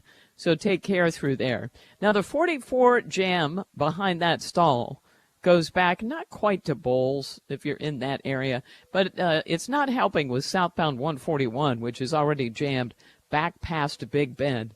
Now, elsewhere, 70 westbound, little bit of volume there eastbound at 141, but westbound isn't bad until you get out past Wentzville, and it slows right there between Wentzville and Forestell. Northbound 270 is in pretty good shape. On the Illinois side, road work, so westbound 5570 slowing near 255, and eastbound slowing east of 157. Sue Thomas with traffic on 97.1 FM Talk, St. Louis Conservative.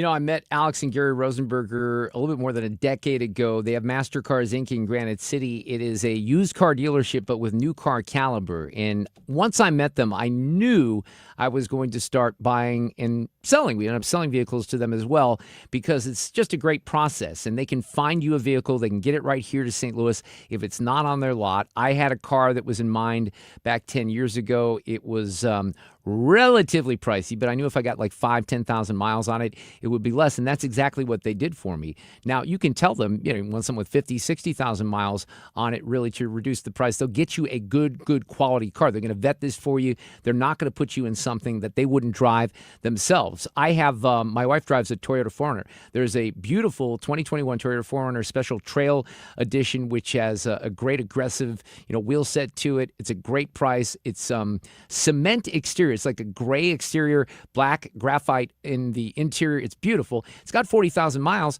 but look, that Toyotas go for 200,000+ miles. That's a great vehicle for you to get into if you're interested in an SUV. Just one example of some of the things they have. At Master Cars Inc., they specialize in Corvettes and classic cars too, but also your everyday cars. MasterCarsInc.com.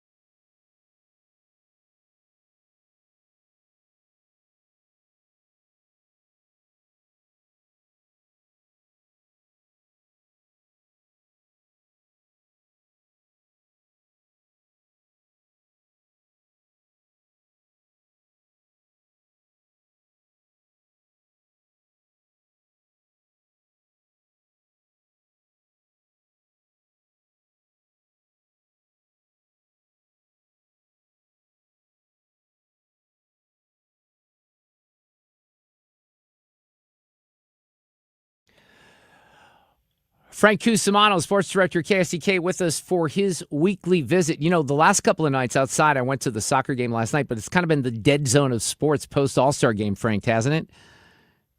Well, it has been, except for kind of a fascinating round 2 of the British Open today. And I don't know if you saw this, but, you know, the British Open's been around for about 150, 160 years, and the lowest score ever was a 62. And within 20 minutes today, we had back-to-back 62s by Herbert and Burns. Yeah. That is freaking crazy. And the guy at the top of the leaderboard, again, is someone that really not many people know, which is interesting as well. But how can you have now, I'll tell you what, on the other side of the equation, you see Jordan's score? I think he was like +9, Frank. He 3-putted one from 3 feet away, which I do that all the time, but professional golfers aren't supposed to. But it's an interesting leaderboard. Dan Reardon's going to join us at the end of the show, but there's some names up there that I'm not familiar with. Bryson seemingly still in the mix, but there was an incident with him and a rules official that's been circulating on, X, et cetera, saying the lip readers think he said, I'm not going to play tomorrow, which I thought that was interesting. Well, he's going to play tomorrow, but he was ticked off on the 5th hole. They claimed he inadvertently gave himself a better lie, and they didn't say a word to him until after the round. So he went from an incredible round where he got up to 2nd place to now dropping back to 5th. But I got a feeling he's going to be right in the thick of things on Saturday and Sunday. We'll get the leaderboard update from Dan Reardon coming up at 5:50 or so, right before audio cut of the day. So what a thrill with Jordan Walker this week. It was so much fun. The game itself on Tuesday, kind of a dud, but that's okay. But here we go for the second half of the season. The Cardinals sitting in exactly the same spot record-wise, Frank, as they were a year ago. But we all kind of feel like it's different, right? There's a new energy with this team. The offense is exciting, but it's not going to get easier schedule-wise, at least here in the first couple of weeks, and that's where they fell apart last year. I mean, we were all kind of hopeful at this point last year, and things kind of just took a poop, if you will. Yeah, I agree with your assessment, too. It just feels different than it did last year, even though the record is similar. But I will say this, is right now, all you have to think about is catching the Marlins. That's the team. We're not trying to catch the Dodgers. We're never going to catch the Brewers. Just beat the Marlins. They're one game ahead of you in the standings, and I think that's feasible because, Mark, I really feel good about this starting staff moving forward. Palante has been, the surprise of the year. Leahy's figured it out. McGreevy has that ERA hovering around 3. Libator had a great outing his last outing. I mean, if you get good starting pitching, and we know the first 4 hitters in that Cardinal lineup are really good, I think they got a real shot to win this 3rd wildcard spot. Well, Frank, the bullpen did just take a hit. The Cardinals announcing 2 minutes ago that JoJo Romero is going to the 15-day IL. Appendicitis. This is retroactive to July 14th. Scott Blewett has been selected from the Memphis roster. Joel Pozo designated for assignment. So it'll get I know he hasn't been amazing this year, but that's still a guy they've relied on in a lot of high leverage situations in the 7th and 8th inning. So the Cardinals going to be without without JoJo Romero. That'll be a little bit of a blow. Yeah. And Ethan, how that hurts you even more is that he may have been your most marketable deal at the deadline because everybody, as we've seen in St. Louis with John Mozeliak, they're all looking for these lefty specialists for the postseason. And you may have gotten, a top 20 prospect for him. So now him coming off an injury, you just have to wonder what that does to his value. All right, so let's talk about the World Cup. We do have a 3rd-place game tomorrow. I'm not sure how many people are going to be interested in that, but we have Spain and Argentina. Argentina trying to defend their World Cup title. It's been a thrilling tournament. Luckily, I think the forecast is going to be safe for Sunday. The big issue, Frank, as you know, is the wildfire smoke out in New York. I mean, if they were playing that thing this afternoon, I think they'd have to delay it. Yeah, you're right. But I did look about an hour ago, and they said it looks like it's going to be fine by the time we get to game time on Sunday. But I'm hearing that the cheapest you can get in is $7,000. And ironically, that's the stadium built by the pride of Vianney High School, Mark Lamping, who is actually going to be attending that championship. So I don't know. I don't think Messi has to win it to validate it because it seems like, almost everybody in the soccer world is basically saying he is the greatest of all time. They're like Pele and Maradona. They're not in the conversation as much anymore. But, boy, to cap it off, the final World Cup at 39 did kind of cool. Hey, did you hear the story? I mentioned this a little bit earlier. This is kind of, breaking a little bit this afternoon, that one of the scouting representatives of the Arizona Cardinals got busted in a gambling scheme. I just saw the headline on ESPN a little bit earlier. Boy, that's crazy. It is, I mean, but you also feel like it's the tip of the iceberg on all this stuff. I mean, you got the guy that runs the teleprompter for Trump that gets, taken down because he's betting on Kalshi or the Poly Market or whatever. And every time, look, I'm a fan of wagering, and I supported it here in Missouri, but I hear stories like this, and you just got to feel like there's so much of it going on. Now, having said that, the system is working apparently because they rooted this out and they caught this guy. Yeah, that's one positive from it all, but you're right. I mean, a lot of people have connections to sports teams. They may not be directly involved, but the possibility of insider trading is just incredible right now. Tell me what's coming up on the show on Sunday night. Well, I just sat down the former heavyweight champion of the world, Larry Holmes. He's in town for a boxing event, and we talked about everything from Muhammad Ali to Jerry Cooney. We'll also have a piece on a analytics coach as sports continues to specialize named Jason Fang for St. Louis University. Mark, you could beat him in one-on-one, but his mind is insane. Schurz says he's the smartest guy in the building, and we're going to look at the impact of analytics and, in particular, this 25-year-old from Taiwan. Awesome. Well, listen, have a great weekend, and we'll talk on Monday afternoon. All right, buddy. Take care. All right, Thank you, take care. That's Frank Cusumano, sports director, KSDK. I am glad that baseball is going to be back here, but I do want to mention, it was the Pirates and the Guardians, Ethan, that they canceled the game because of all the smoke. Yeah, I remember the California wildfires last year in the fall. I remember being at the ballpark and seeing the haze in the sky from it, but this is a whole new level that they're experiencing up there as compared to what we did last year, with the haze. So it's pretty intense right now. I guess last night, I didn't realize that the Mets and the Phillies played last night. Yeah, I didn't either until after the game. But they moved the start time up because it was the only game on the schedule, post All-Star break, and they were trying to beat the smoke a little bit. But that's crazy. Like, Fred's son has been sending pictures from New York City. My sister's there right now. I'm glad we're not dealing with that. Yeah, no kidding. Because some people aren't even able to just step out their door, unfortunately. And we didn't get to it, but Sporting KC was in town last night against City, and City did win as they took a big break because of the World Cup. I mean, they were off for like 6 weeks, weren't they? Yeah, it was a nice little stretch, and wisely, because they can't compete. They would have been nowhere near. I mean, they have a tough time competing just with general Americans because it's all on Apple TV, and a lot of people don't have Apple TV. So they got some work to do to try and get that soccer in more homes in the U.S. All right, we're going to get a British Open update from Dan Reardon in an hour. It is an interesting leaderboard. It really is, and some of the names that are at the bottom that didn't make the cut are also fascinating as usual. Brian Kilmeade will join us. It's kind of a rare appearance for him. He'll talk about the smoke because he's in New York City, and we'll find out what's going on in his world. He's got a show, of course, One Nation, that airs Sunday nights, 9 p.m. Central here in St. Louis. And coming up after traffic and Fox News here at the top of the hour, Bill Eigel. We had Jason Law in a couple of days ago. He's one of the 3 candidates for St. Charles County Executive. Bill, pretty well known. He ran for governor, pretty popular state senator as well. He's coming in studio. We'll talk about his race for St. Charles County Executive. It's all coming up. Plus, an audio cut of the day. Well, crews have cleared the stall westbound 44 past 141. Traffic, though, is still unwinding, and southbound 141 is still jammed, headed for 64. Now, if you're on 270, it's not bad. Some moderate volume at Olive and again at 44. 44 is in pretty good shape until you get on out past 270. 64, the usual volume, Hampton out through McCausland with eastbound slowing at Big Bend, but westbound slows again out at Prospect, and then westbound 70 jams halfway to Forestell. 70, though, out of downtown looks good. We do have volume on the Illinois side, although the bridges are fine. Eastbound 64 jams headed for 159. That is due to road work. I'm Sue Thomas with traffic on 97.1 FM Talk, St. Louis Conservative.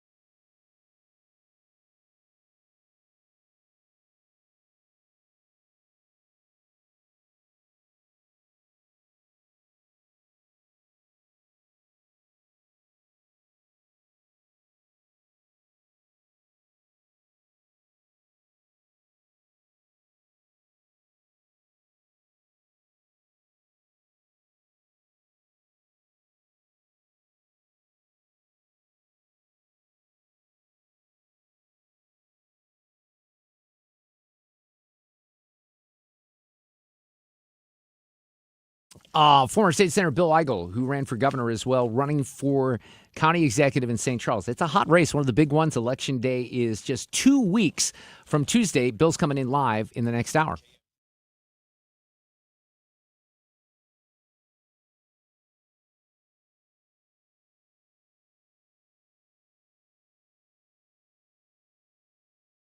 A new round of strikes. I'm Lisa Lacera, Fox News. U.S. Central Command says they're designed to further degrade Iran's military capabilities.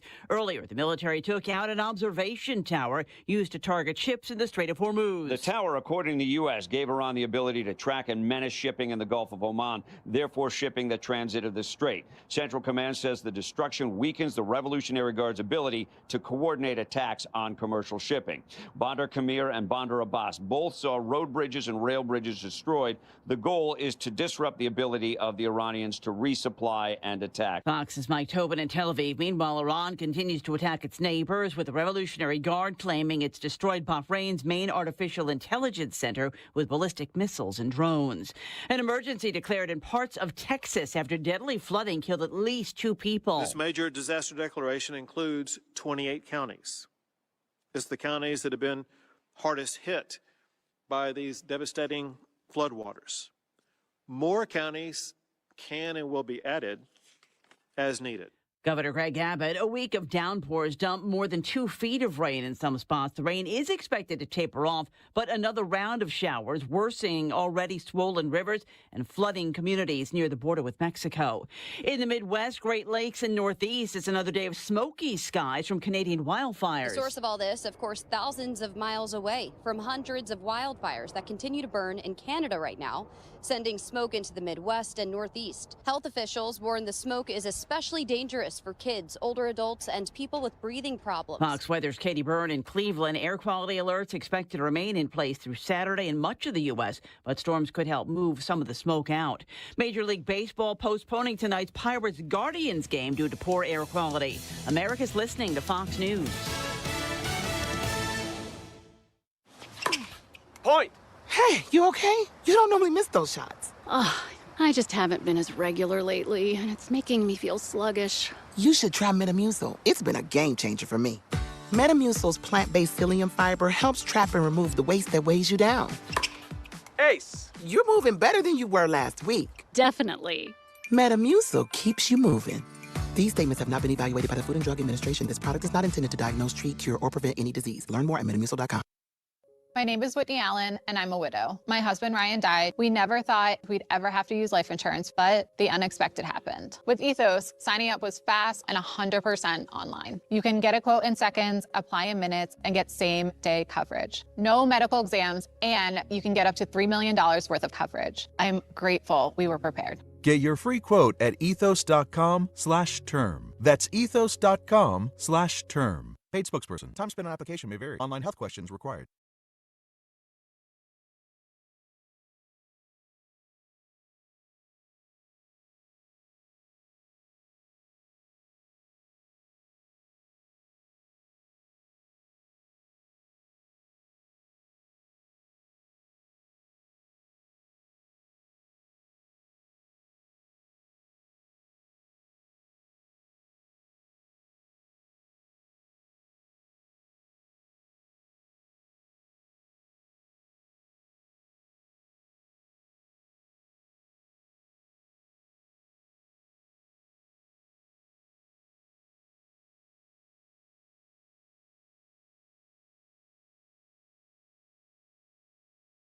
Well, we had a great roundtable earlier. You can always use the Odyssey app. The rewind function is amazing. Go back to 3 o'clock in the show or check out the podcast this weekend on the YouTube or on the Odyssey app or where you find your podcast. We had a good conversation a couple hours ago. We have Brian Kilmeade coming up, kind of a rare Friday appearance, and he's out in the Smoke Zone in New York City in Manhattan. Of course, he has his show One Nation Sunday night on Fox, 9 p.m. Central. We'll get a preview of that and talk to Brian about the World Cup, too, because he is a huge fan. Actually, I wouldn't be shocked if he's going because he lives out there. A British Open update with Dan Reardon at the end of the hour. Some interesting names, a couple of names you won't even recognize at the top of the leaderboard. It's been an interesting day. 262s on the course, so that was interesting, but that'll come up a little later. We have a huge race in St. Charles County for St. Charles County Executive coming up. Election Day in the primary is coming up very quickly, 2 weeks from Tuesday. A couple of days ago, I had Jason Law on. He's one of the candidates for the county executive. Bill Eigel, former state senator, he ran for governor as well, is obviously seeking this position as well. He's in the studio with us. Hello, Bill. How are you? Mark, thanks for having me. Always a pleasure. I like the T-shirt. You got the Eigel for county executive. Nice colors, nice scheme there. So that's looking pretty good. Is this thing something that you've wanted to do for a long time? Because look, you ran. You had a very successful Senate term, I would say.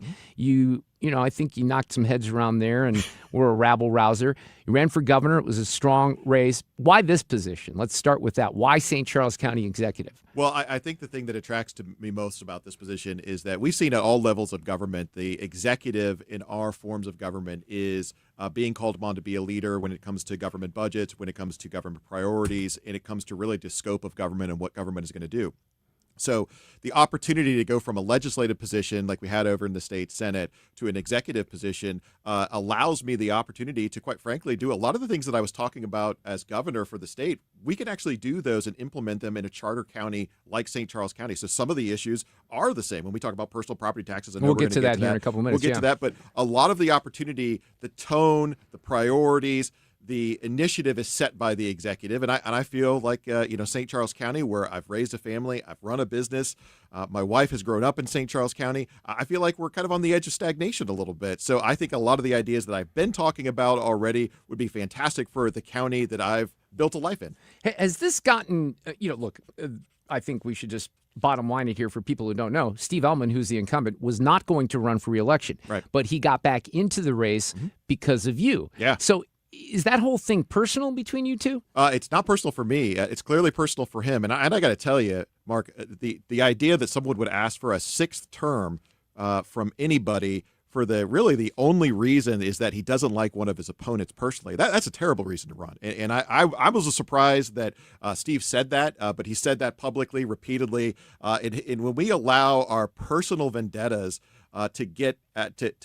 to determine our activity and actions. I saw this all the time down in Jefferson City, and it hurt policy. So that's a terrible reason to run. He's been very upfront about that. Well, I think it's maybe upfront about it, but he also doesn't like your policies, or he doesn't think that your policies could be implemented. That's certainly part of it, right? Yeah, I'm not going to deny it's personal for him. I think it is. Well, I don't know which policy he doesn't like. The vision, well, we can get into that. The vision I think he has for St. Charles County is certainly different for you than it is for him. But where do you think, when you talk about stagnation, I hear from people, I mentioned this the other day with Jason, I certainly have a point of reference when it comes to St. Charles because I moved here in 1979 and, there wasn't a whole lot out there. I had this friend that worked at a video store, and that was like my only foray, unless I was going to Mizzou, through St. Charles County. But it is just been Did you say you moved to St. Charles in 1979? No, I moved to St. Louis County in 1979. St. Louis County, okay. And I had this friend that, we were in Baldwin, so, 141 and 40, if you will, but he worked, I can't even remember where it was, but there was like this little strip mall with the video store and not a whole lot out, a lot of farmland out there. It has exploded. It's a beautiful part, certainly, of our area, and that's where people seem to want to live. But when you say stagnation, get specific. What are you talking about there? Well, let's talk about population, first of all. For many years, St. Charles County led the state in terms of population growth. I talked about that at length in many opportunities that I've had, but we've actually seen St. Charles County start to slip down the rankings. We used to be number one in the state. Now we're 17th out of 116 counties. So it started to taper off just like it tapered. You mean with growth, that's with the rating? Population growth. With yes. population growth, okay. Just like we saw in St. Louis County. So St. Louis County, of course, led growth in the state of Missouri for many years, and then it began to taper off as we saw really the bureaucracy, the government, the tax burden, and all these things kind of build up and slow that growth and kind of restrict the economic opportunity as population started to move further outward. In the short term, a place like St. Charles was naturally the place that growth was going to go. But now we're kind of topping out similar to St. Louis County. But do you not, because I thought some of the complaints from you and even Jason and some other people who don't like Steve is that the growth has been too explosive. Or are you just talking about certain types of growth? So in an overall growth perspective, we've seen it reach a top. We've seen it plateau. And I suspect it's going to continue to follow the model of what's happened in St. Louis County. It's going to start coming down. So what I'm proposing is addressing what I think are the two biggest issues in St. Charles County now that I have made the argument that Steve Ellman is not addressing from the highest elected position in county office. One was the property tax burden, and we're going to get into that. And two is this rampant growth of multifamily urbanization that we've seen with all the apartment complexes out there. And it's the conversation about apartment complexes is not one just because people inherently don't like apartment complexes. That's not what's going on here. What happens is if you overbuild the density of an area, so you put too many apartment complexes in St. Charles County, regardless if it's in the city limits or not, what happens is the amount of revenue that comes in from those apartments isn't enough to actually support individually the cost that we associate if that apartment has a child living in there and it is going to our schools. So if you overbuild, the tax burden starts to get shared primarily by single-family owners or businesses. But in St. Charles County, we've done so much residential growth that really the single-family homeowners out there are really feeling that burden. But what do you have? Because I think what Steve's told me in the past is that, look, there are obviously the county is the county, but there's all the cities that are in the county, and those are the ones, municipalities are the ones that are making the calls on the apartments, aren't they? Well, so and actually you encapsulated that very well. If you ask Steve, if he were here right now, he would say, "Oh, that's not a county problem. That's the city's problem." Well, he said that, right? The cities have been the ones that are approving all the apartment. Well, that's fantastic. Here's what I would do. One, I would pass a moratorium in the unincorporated areas of St. Charles County that the county does control. Because I've made such an issue out of this, last week or 2 weeks ago, the county council actually passed a small moratorium. Now, it was only for 6 months, which only gets us to election day. So I'd like to see it a lot longer than that, but that'd be the first step. The second step, as the cities were annexing more and more unincorporated St. Charles County ground, where was the county pushing back on that? Where was the county working with the state so they could push back on all these cities who were annexing the ground and then putting a bunch of apartments on it? Then where has the county been in determining density requirements and density levels that the cities ought to follow? For example, we've come out with a master plan. We come out with a master plan for the county every 5 years. The county puts that out.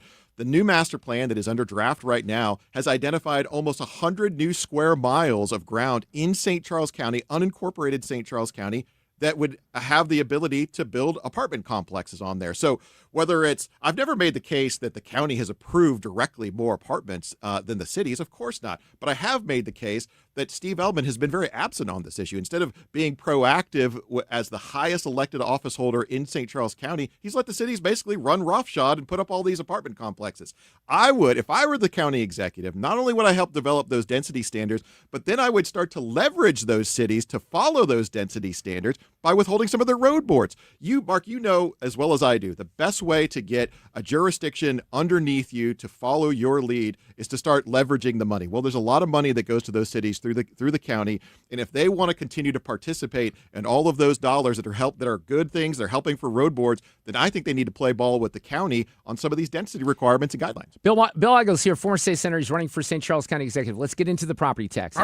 There's nothing that annoys me more, and I think most of the people listening right now, personal property taxes drive us crazy. Property taxes and personal property. When I moved back here to St. Louis in 2006, I couldn't believe, because I think I had kind of forgotten how the whole process worked. And then even with these license offices, which are contractual, they're not run by the state. The whole thing is goofy, right? So I think most people are going to say, yeah, let's try to get rid of that. But what are you doing? Because what they're saying is, what your opponents will say is that you're promising to cut personal property taxes, but you're just shifting the burden. So what is your plan? Okay, so here's what I put. Right now, the county budget, which is separate from almost all of the entities that actually get personal property tax, the county budget is about $600 million a year. Since 2009, when Steve Ellman took over, it's grown by 400%. So in 2009, the county budget was about $137 million.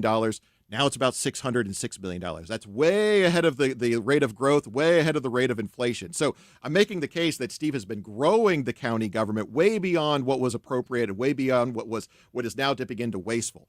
The amount of personal property tax that is collected for all the taxing districts, whether it's school districts, fire, ambulance boards, in total is about $120 million a year. So I'm making the case that if we go into that county budget and we can find $120 million of savings out of a $600 million budget, we can effectively pay off the personal property tax bills of the citizens that would otherwise have to pay them on December 1st. So the question becomes, where am I going to find $120 million in savings for, right? Because if we can, then all we have to do is have the county council pass an appropriation to the county collector on behalf of the taxpayers and have them pay off their bills.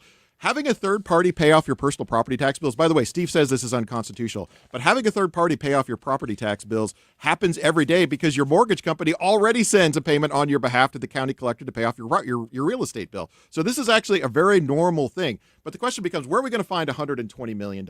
Okay. Well, I've made the case that the executive, Steve Ehlmann, has gotten us into kind of a series of money pits. The family arena, which is losing millions of dollars a year, requiring tens of millions of dollars a year in capital upgrades.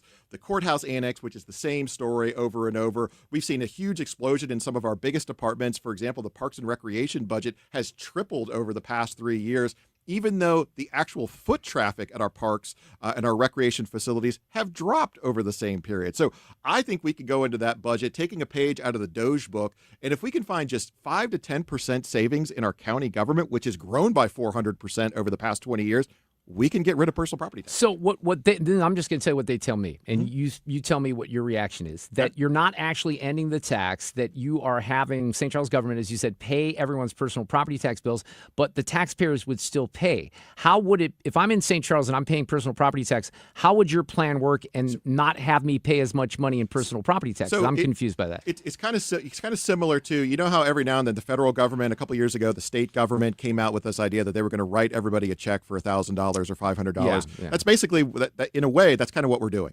I'm going into the county budget and finding an amount of savings equal to what everyone pays in personal property tax, and then basically showing that as a credit on their bills when they come out on December 1st.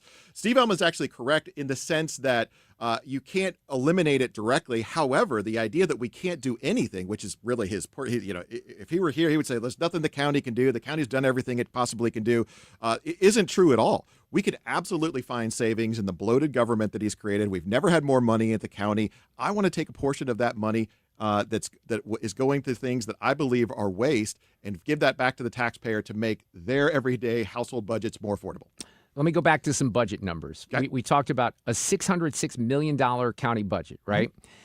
Mm-hmm. The revenue is $381.7 million is what I'm told, okay? The unrestricted general fund is only about $104.9 million. So what they say is that the $276 that's kind of remained is for specific items like parks, road and bridge, stuff along those lines. Is that true or is that not true in your opinion? So I think that those folks giving you that are trying to get into the weeds. All of that is money that is spent and appropriated through St. Charles County. Actually, some of it actually does come to the state. And I've heard my opponents say, well, that's money that we're getting from the federal government, that are COVID dollars. Somehow the budget keeps getting bigger every single year. And you know what? Maybe instead of finding $120 million of savings like I'm proposing, maybe we only find $100 million. Maybe we only find $60 million. But you know what? I'm the only candidate in this race that's even going to go out there and try to find some savings so that we can bring down the personal property tax and property tax burdens. The reality is, the bottom number is the budget in 2009 was $137 million. That is coming straight from the county financial audits of 2009. Today, we're spending over $600 million of money that's coming from the taxpayers in our county. I want to put a stop to that.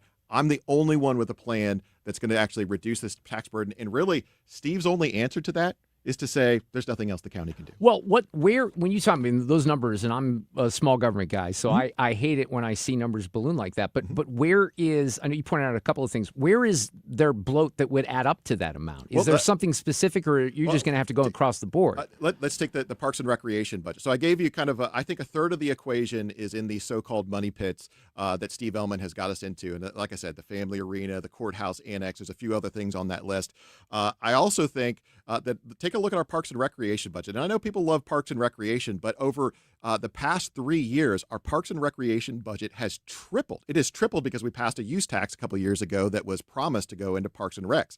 Even though we've tripled the budget from $20 million to $60 million a year, the foot traffic at our parks has actually gone down from 2022 to 2024. That's from the county's own numbers. So it tells me, when I started looking into it, that, hey, maybe we've got a little bit of waste here. And sure enough, you think the numbers are out of whack because of that. Yeah. And sure enough, what I found was now we're putting more and more things under the Parks Department so that they can directly spend it under the idea and the guise of Parks and Recreation. So if we instead had a county executive who was looking at all of this extra money, this record amount of money, saying, how can we get this back in the hands of our taxpayers that desperately need it right now so they can have a break from property taxes, have a break from personal property taxes, we would be living in an entirely different world. And if I'm successful, the upside here is if I'm successful getting rid of personal property tax in St. Charles, guess what just became the #1 destination for all sorts of growth in the state of the Missouri for the near term and I think the long term to come. Bill Eigel is here. I asked Jason Law to ask you guys some questions. You can ask Steve and Jason a question here in a second that I can play to them. But here's Jason's question from the other day. You've ran 11 years on cutting personal property tax and never came close. And what are you going to do? And how are you going to change that into the future? In this race, how are you going to do it in 12 months like you've been quoted at saying? So we've covered this a little bit, but he's saying you've been trying this, you've been talking about it for a while, which you have, I right? have. So let me answer that directly. Actually, believe it or not, in 2021, I actually got a bill to Governor Parsons' desk that would have eliminated reducing the assessment rate for personal property tax in St. Charles County to 0. It got it to Governor Parsons' desk, and he vetoed it. So I think Jason is incorrect when he says I haven't come close. I've come very close, but unfortunately, when the governor vetoes that, we weren't able to override his veto because that's kind of frowned upon. So we actually have come close. And actually, the failure to convince more bureaucrats and politicians should not be intermingled with the desire of the people that live in our areas to actually say we desperately need our leadership to come up with a plan to reduce the property tax burden. Mark, you know very well that the process of legislating, of getting things moved through the process can be very frustrating. And even though I'm known as a guy that stopped legislation when we passed House Bill 2540, which I was the primary Senate sponsor on, which was the largest single-year tax cut in state history. I passed Senate Bill 26, which was the Police Officers' Bill of Rights. So I think I've got a record where we can get things done that are conservative, but at the same time, we can start saying no to the things that really don't fit within our conservative mindset. So there's a sense about you that if you win this race, that what Bill Eigel is really interested in is really running for governor, that you'd be running a campaign against Mike Kehoe right away. So what would you say about that? Are you going if you win this race, will you stay in the race for 4 years or stay in the position? Absolutely. I'm going to be in the St. Charles County Executive's office for 4 years. That is my commitment to the people that have always supported me. And actually, as you know, I think that's put out by some of my opponents. Actually, put that out in a way that I don't think they realize it, but they're kind of complimenting me. Well, I've said it just myself because look, you're ambitious. You run for governor. I don't think it's that far of a stretch to say, okay, what's Bill angling for here in the end? What a fantastic opportunity it would be to say a lot of the things that you're right I was talking about in the governor's race we could do in a county as awesome as St. Charles County. I feel like I'm the only one proposing ideas about how to get rid of personal property tax or how to get rid of how to slow down the apartments, whereas my opponents have really just taken a track of we can't do that, we shouldn't do that. And then we've seen in the past week, I'm sure you've seen this, a series of personal attacks coming against me, which it's a reminder to me that we're in the midst of campaign I actually haven't season. seen that. Are those in ads, you mean? We actually have a PAC here in St. Louis City that's actually run by Democrats that have been putting out mailers against me. We have the Democrats in St. Charles County calling for folks to pull a Republican ballot and vote for Steve because these things happen. These things do happen. This is why one day we need to have a conversation about closed primaries, but it tells me that when it comes to the conversation and the interaction about ideas, we're winning that going away. So now we're seeing the race kind of turn a little bit, and they're coming back at me with personal attacks. Steve's made this a very personal issue for him because he doesn't like me personally. I'm used to not being liked by a lot of politicians. Well, you know that. That's okay. That's because not breaking news. All right, I don't work for that. But I'm going to have Steve in on Tuesday. All right, and we can flip this and he can ask you a question. We can get you back on too because this is an important race. But I'll play the audio like I did with Jason. What would you ask either one of those guys? And you choose the question, and I'll play that. What idea does Steve Ellman have to reduce the overall personal and property tax burdens in St. Charles County? Not just the county portion, which he's going to try to escape on, but the overall, in total, property tax burden for the people in St. Charles. I've been asking that question because he keeps agreeing with me that taxes are a problem, that there's too many apartments. But I'd like to hear him actually have an idea of how he can actually affect that as the highest elected official in the county. Anything for Jason? I think Jason is a nice guy. I've had some really good conversations with Jason. I think he's copying a lot of my talking points right now, so I really don't have any questions for him. It seems to be he's a nice guy. It's a two-person race for the most part. Yeah, Jason's problem is, and nobody knows who he is, really. I mean, you're established, Steve's established, thinks he's up against it because of that. Seems like a solid guy. I like his credentials. Our internal polling right now has us up by a few points on Steve. We're in the high 30s. Steve is in the mid-30s. Jason is not yet at 10%. It's going to be close, though, isn't it? So I think it's going to be close. Yeah. But, and that's okay. That's okay.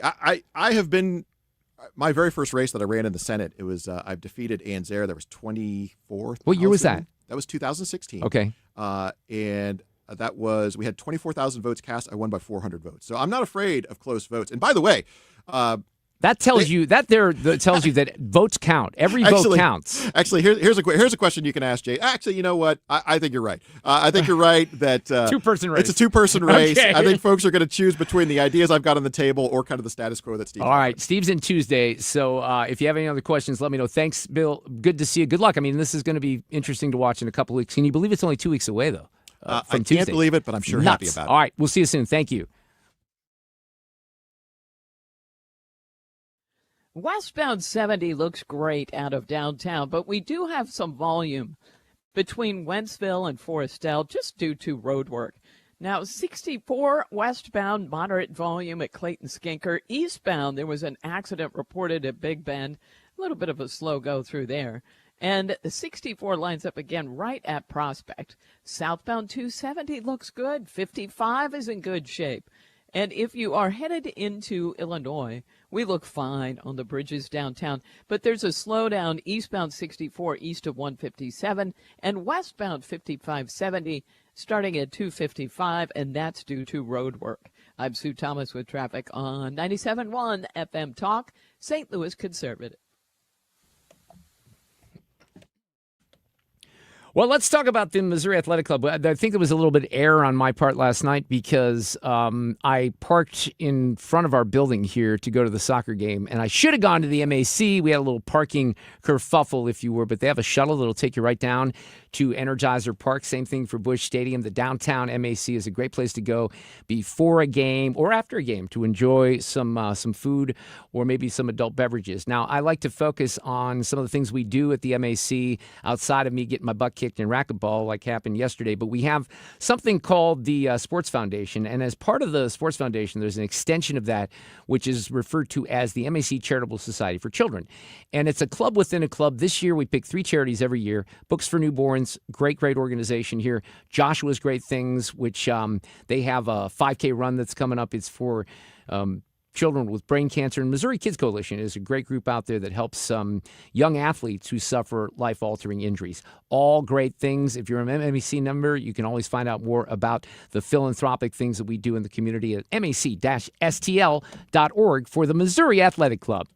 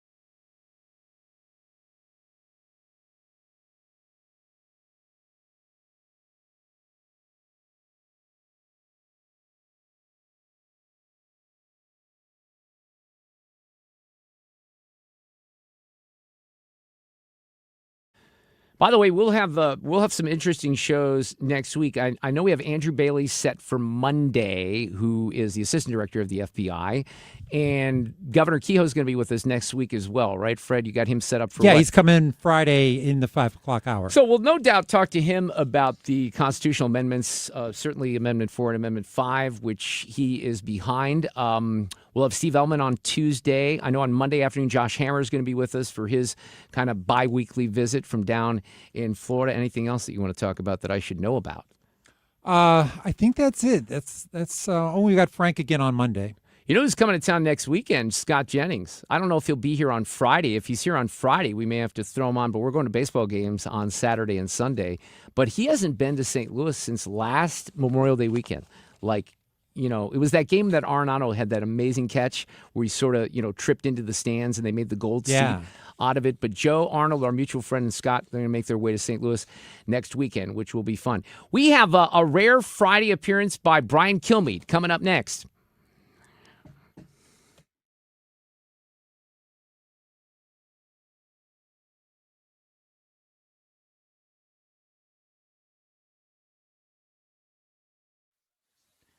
It could be worse this afternoon. We've got really light volume. Summer traffic. So westbound 70 out of downtown still good, but a little slow between Wentzville and Forestell. 64 out west is just as slowing at Prospect. Now eastbound 64 slows at Big Bend. We had an accident there. On the Illinois side, still a slow go. Eastbound 64 east of 157 due to road work. I'm Sue Thomas with traffic on 97.1 FM Talk, St. Louis Conservative.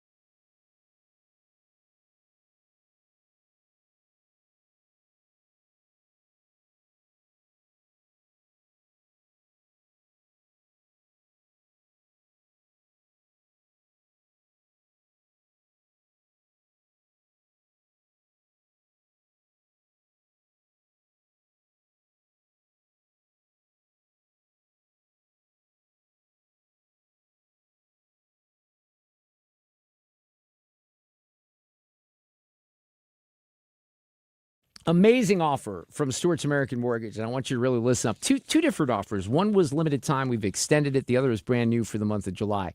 So if you are someone interested in purchasing a home, maybe you've been on the sidelines because you think rates are too high. Well, right now, Stewart does, at Stewart's American Mortgage, a discount of 1% on your interest rate for the first year. For the first year of your new loan, you can lock in a 1% lower interest rate on a 30-year mortgage, and you still get the bagel loan, which means no closing costs. Now, this is also going to be extended. He's had a lot of interest in this.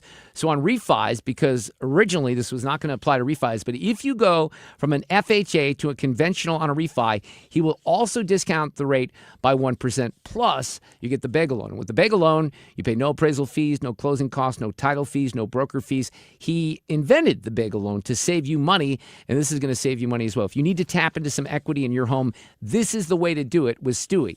And we give you a cell phone, which makes it even easier because you don't have to call an 800 number and sit on hold. So give him a call or text. He says a lot of people choose to text 314-324-4440. If you don't remember the phone number, just Google the bagel loan. It'll come right up. NMLS number 226715.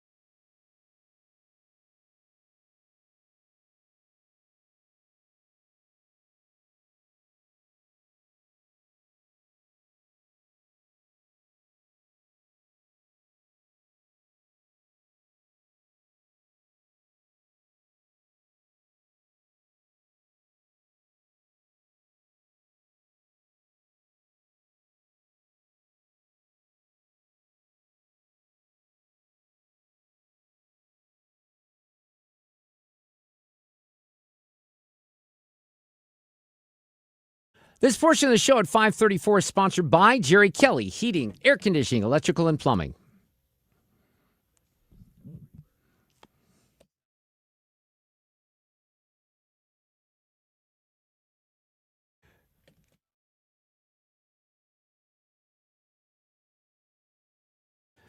A little controversy at the U.S. Open today. We'll cover that with Dan Reardon coming up before Audio Cut of the Day. But right now, from New York City, Brian Kilmeade for a rare Friday visit. How are you this afternoon? All good, all good. Busy day. Well, the first question is, can you breathe where you're at?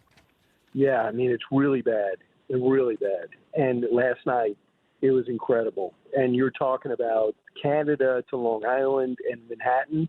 It really looks like a brown screen is over the street.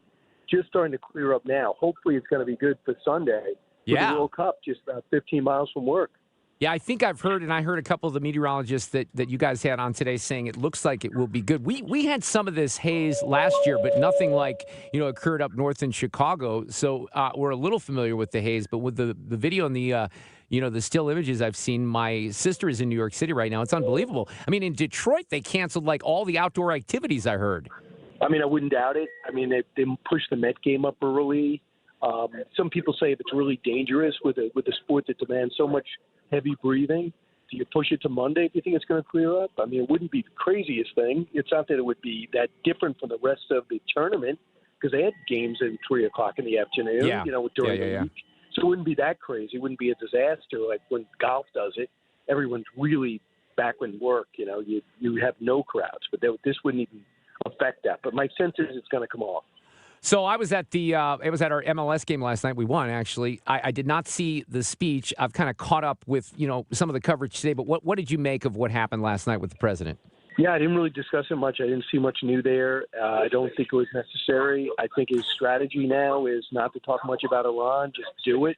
And I understand that. And he talked about some things that are going well. I think it was just a crisp speech on how he viewed what China and people who are not citizens, what they voted in 2020. So we didn't really talk about it much today. I didn't think it was that impactful. No, I didn't think it was that impactful either. And, I think it's a little bit taking your eye off the ball because of the economy. I don't think people are waking up this morning, and saying, hey, we're going, there's a small percentage, but we're going after the election violators. I think that the American people have a lot more things on their mind right now. Have you ordered Joe Biden's book, Brian? Have you ordered it yet? Because it's coming out, right? Yeah, I can't wait. And what a promo. Did you ever see something? I mean, can you imagine how many takes it took to get that promo? And how many edits there was just to get it out? He literally cannot put a sentence together. Who is greenlighting this? Who paid him? What family member said it was good to cut that? I mean, it's unbelievable. Does anybody care about this guy? Well, that's what I said. Look, you really have to be, and I think we saw some of this certainly a couple of years ago, but it seems like it's just Hunter and Dr. Jill that are advising him. I don't know how anyone, with a brain in politics could advise him. It's one thing to put out a book, but to put that trailer out where you look even more feeble than you did a couple of years ago, not a great move. Well, a couple of things, too. He did push it back past the election, or else I think it would be out already. Yes. Number two, I mean, if you put together promos, you don't need to take a fresh, do a fresh read. You could do other things. You could show him in 1980 and 1998, and you could have a voiceover. He came on the scene in 1978. He suffered through tragedy, but now you get the true story. You don't need to embarrass him by making him talk. I mean, I don't know what else to say. Let me ask you about Mayor Mamdani, because when Cori Bush was elected here the first time, and our former mayor Tashara Jones and then Kim Gardner, about her story, the very first thing that they did, which was very telling, is they went to something called the Workhouse here in St. Louis, is the jail. And you're telling me, I mean, I could have seen this and thought it was a joke. Mamdani goes to Rikers to watch the World Cup with. They're New Yorkers, Brian. They may be killers and rapists and all, but they're New Yorkers. They're part of New York, right? Can he be more bizarre? Can he be more dumb? Can he be more ridiculous? Can he be more off-putting? I mean, you don't think there's any cops? You don't think there's a group of cops who are watching a viewing party? You can't show up there and pretend as if you don't hate the blue. You can't walk into a firehouse and see what's going on. You can't walk into a town, like the downtown and village in New York City. They say, I haven't been down there, but all my coworkers live there. They say you walk down the street and it's flat screen after flat screen. So you could go in there and really feel the people, the pulse of the people, and talk to people about what's going on, see the thrill of Argentina's comeback victory. But instead, he goes to prison as if to say, hey, you've been put here for a wrong reason. We're going to empty this place soon. And that's what I think he intends to do. It's really disgusting and comical to watch from this part of the country. All right, what's your World Cup pick? Let's get to a selection for tomorrow. I'm going for Spain because I got a little family in Spain that I lived with in 1983, and we're in touch. So I'm on Team España right now, Brian. Well, I tell you what, it's just so interesting because you got the 19-year-old superstar, and then you got the legend at 39 years old. Both will play a prominent role. You have the coach of Argentina, who is mentored by the coach of Spain. You have Messi, who spent 21 years playing club soccer in Barcelona. So, I mean, there's so many connections. But I think that I'm pulling for Argentina, but I think Spain wins. They seem to be the best fundamental team. The way they handled France. I just have to say how much fun. Look, I think I've told you this. I'm not the biggest, football guy, but I've had, and I know so many people like me that really aren't, dedicated to soccer that have had just a thrilling time watching this World Cup. It's really, really been fun. What's coming up on your show on Sunday night? Brian Mast is going to talk about this Iran war, the actual war plan. I got Mike Rowe, a data center. What's the big deal? Why is everyone pushing back against it? How many jobs are you keeping from pipe fitters, electricians, and plumbers? These people aren't getting hired because those people are reading propaganda, maybe put on TikTok that says they're dangerous. And then I got Rod Blagojevich. He has a documentary that tells a true story very similar to Trump's being railroaded. And also he is a Democrat, but not a socialist. He weighs in on what's happening to his party. And then Tommy Lahren on media. And then Brian Johnson. He does not want to die. He's the one doing the longevity experiments, making his body a human experiment.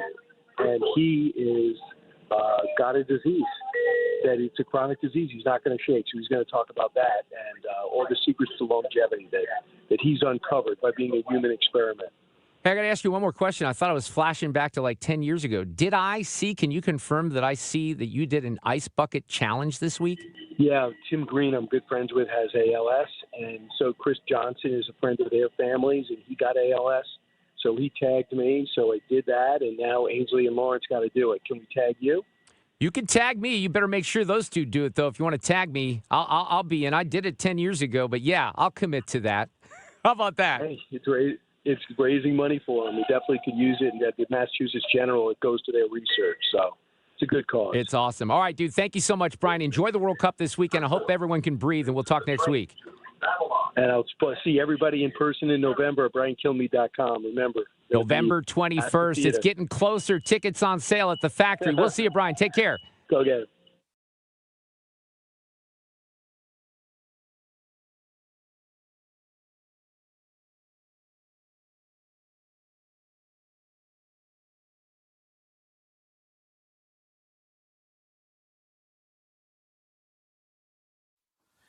Well, traffic-wise, we have had a pretty good commute, and that continues to be the case on westbound 64. It's fine past Hampton. It's a little slow eastbound, though, at Big Bend. And westbound, a little bit of moderate volume ramping onto 70. 70 eastbound slow just a little west of Wentzville. Eastbound slowing at Forestell, all due to road work. And on the Illinois side, we're fine on the bridges. But 64 eastbound slows approaching 159, and westbound 5570 slows past 255, all because of road work. I'm Sue Thomas with traffic. 97.1 FM Talk, St. Louis Conservative. Okay, there's good controversy at the British Open today with Bryson DeChambeau. We're going to talk about that with Dan Reardon coming up next right here on 97.1 FM Talk.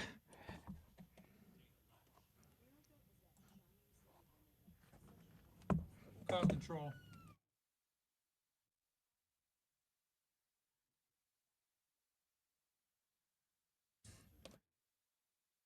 On that note of America 250, it is a great month to celebrate at Generator Supercenter of St. Louis, and they are celebrating the semi-quincentennial with new customers, new sales and installation customers getting $2,500 off during the entire month of July. So the way you get this started is by either calling 499-2020 or go to GeneratorSupercenterofStLouis.com. They do have a retail outlet out in Chesterfield on the airport road. This is so important, and we're seeing examples. Look, you got the mayor of New York City, all politics aside, encouraging people to set their AC last week at 78 because the grid can't handle it. We know that the grid is old. We're going to have big outages, unfortunately, in this country. This is a great chance to give yourself peace of mind. They have payment plans available. Do not wait. Don't be the person that says, man, I wish I would have gotten $2,500 off during the month of July with Generator Supercenter. So call 499-2020 or visit the website GeneratorSupercenterofStLouis.com.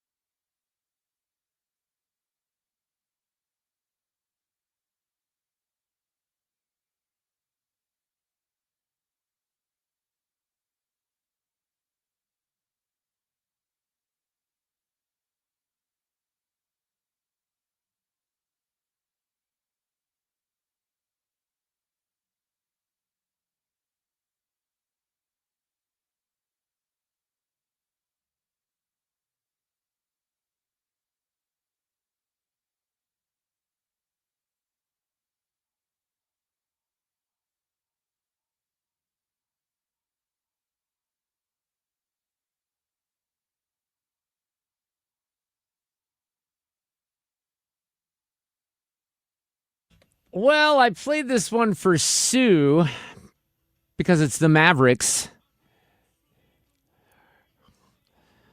Now, Sue Thomas, you know that Raul Malo died from the Mavericks, right? We talked about that. We were both huge fans. Yes. But, you know, they are coming to St. Louis for this tribute next week. And, you know, I was talking about this with you, and I think we kind of talked about it at the time because Raul was such a really important figure. Certainly in my life musically, I was a huge, huge fan. I've seen the Mavericks so many times. But, you know, when they said that they were going to tour, I'm like, I don't know about this. Yeah. But you know what? It's like a tribute to Raul. So because of that, I don't know. I think I might go. It's next Thursday, by the way, July 23rd. Aren't we having a little barbecue that night?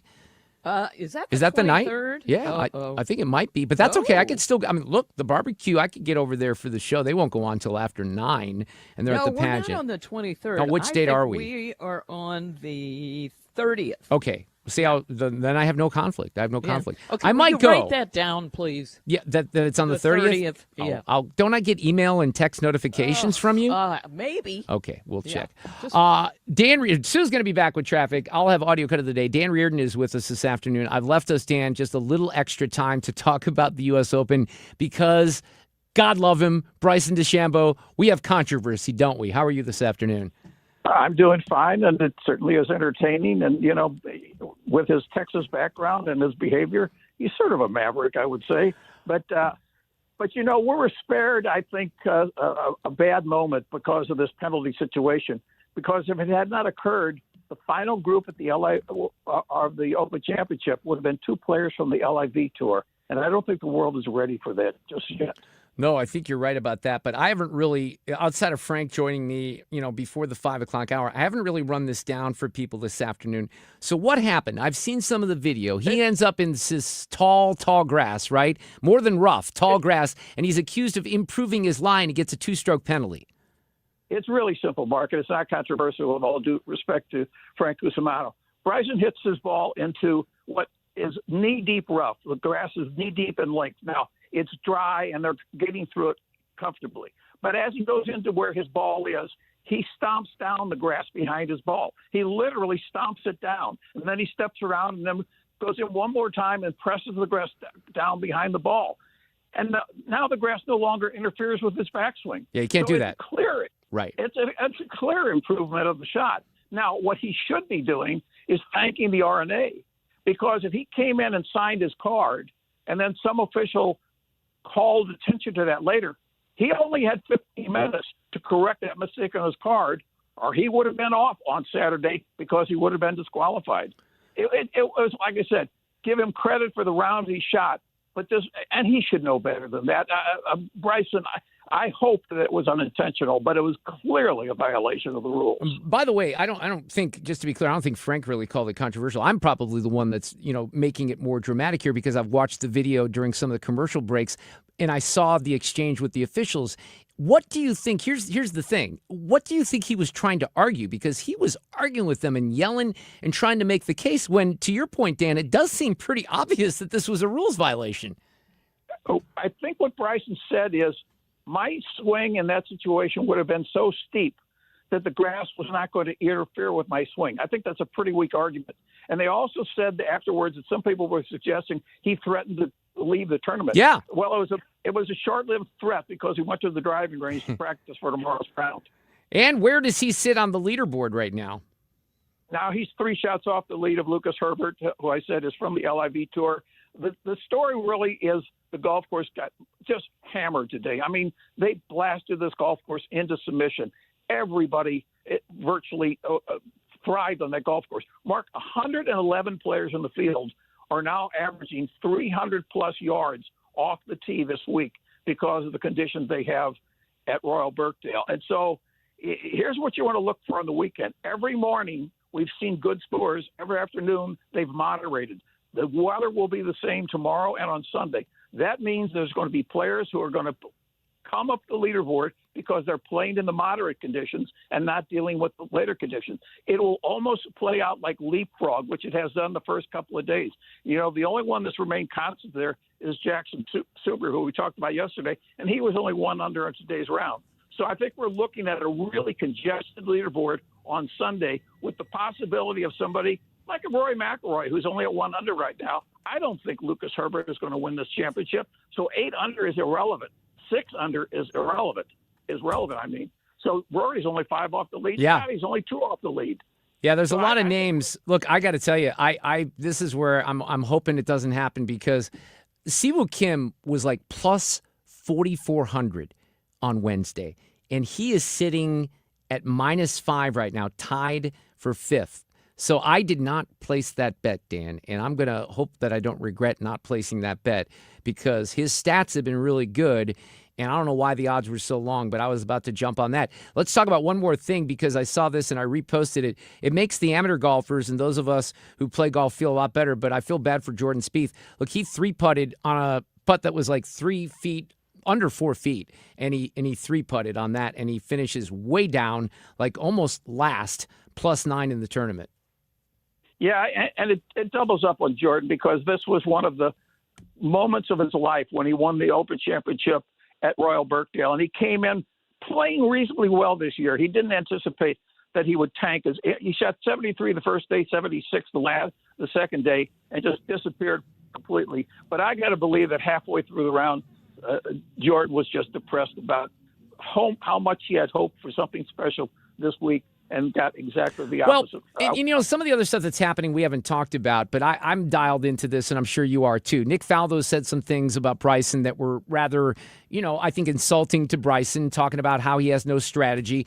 He could have. Bryson. The problem is here, I used to not like him at all. A lot of us used to hate Bryson because he acted like a jackass. And then we're like, wow, he does all these YouTube videos and he's very likable. Today was one of those moments that kind of made you feel like he was the old Bryson. But I think he probably did take those comments from Sir Nick personally. He could have taken the high road and said, look what I did last year. I think he shot a 77 in the first round, and then he shot 3 rounds in the 60s. So maybe some immaturity reared its ugly head with Bryson again this week. Well, Mark, on Wednesday, I said there were going to be two kinds of players in this field. One are the ones that are going to play cautious, and one that's going to bomb. Bryson is the bomber, and he made it work for 2 days, regardless of the 2-stroke penalty. Both days on the 9th hole, 407 yards, he went for that green with the driver and darn near pulled it off. In fact, they joked on today's round that Scheffler was playing with him, and he and Terrell Hatton thought that Bryson had hit the flags above the grandstand. That's how far he was trying to move the ball in the wind. Oh, So my. he's been entertaining. Yeah.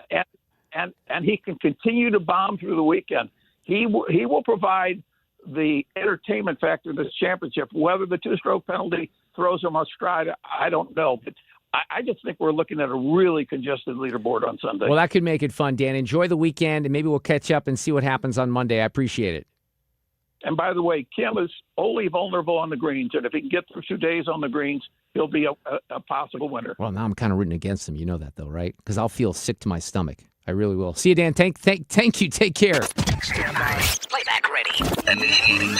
Now, the audio cut of the day. All right, we're going to call an audible here. Fred just supplied me with a little audio from the president, with the FIFA president on the whole red card controversy from a couple of weeks ago. So I haven't even heard this yet, but I'm going to trust that it's good audio and qualifies as audio cut of the day. This has been a tournament like no other, filled with fierce competition, unforgettable moments, yet unforgettable moments. Like probably the most unforgettable is when they gave that gentleman, is it a red card? And I was forced to call Johnny and just make a recommendation. I said, Johnny, I'd like to make a recommendation. Let the guy in the game. No, I didn't say that. I said, I'd like to wage a complaint. And actually, I had no idea what was going to happen. But, you know, it's so much better the way it worked out because there's no controversy. They won the game, and our team had all of its players. You made another great decision, if you think about it. I know you'll never get credit. You'll never get credit for that. Think of it if he didn't allow him and they let it say, we would have won the game if we had our best players. So Johnny made yet another of his many good decisions. I'm not sure that's going to improve on the controversial aspect of that, but there he was, and the president will be there on Sunday as well. We'll be back Monday at 3. Have a great weekend.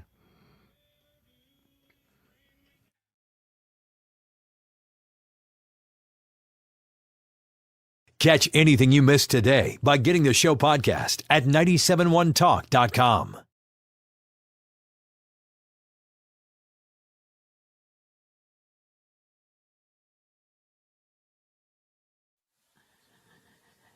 Well, traffic-wise, westbound 70 is great out of downtown, but now we have a jam. There's an accident westbound 370 as you approach the bridge. It's just past 141, and that has caused a delay. Still a little slow eastbound 64 at Big Bend, and 55 looks pretty good. But if you're headed into Illinois, we're fine on the bridges, but there's a delay on Route 3, and that's in both directions at Monsanto Avenue due to a slow-moving train. And then eastbound 64, slows approaching 159. I'm Sue Thomas with traffic on 97.1 FM Talk, St. Louis Conservative.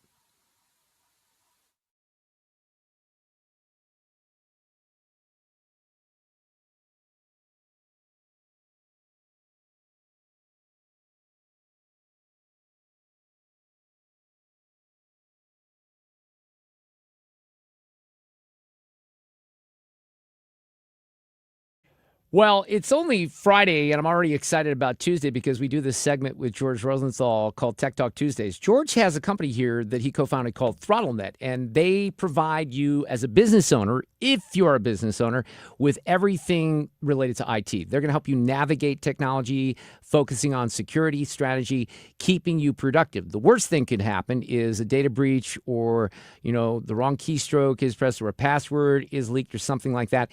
And one thing that George emphasizes, because it's true, is that cyber threats are not just a big company problem. We hear, headlines about some of the big companies that get into trouble. Small companies, mid-sized companies, they're being targeted every day. We have a solution. Go online to throttlenet.com if you're a business owner, /971. That gives you a free baseline IT security audit. There is no way to know where you should go and where you should take your IT if you don't know where the starting point is. So it's a very simple way to get clarity on your cybersecurity risk. Again, throttlenet.com /971. Do us a huge favor. Tell them that we sent you over. It's a real impressive operation. They don't lock you into contracts. They have an under 90-second response time. throttlenet.com.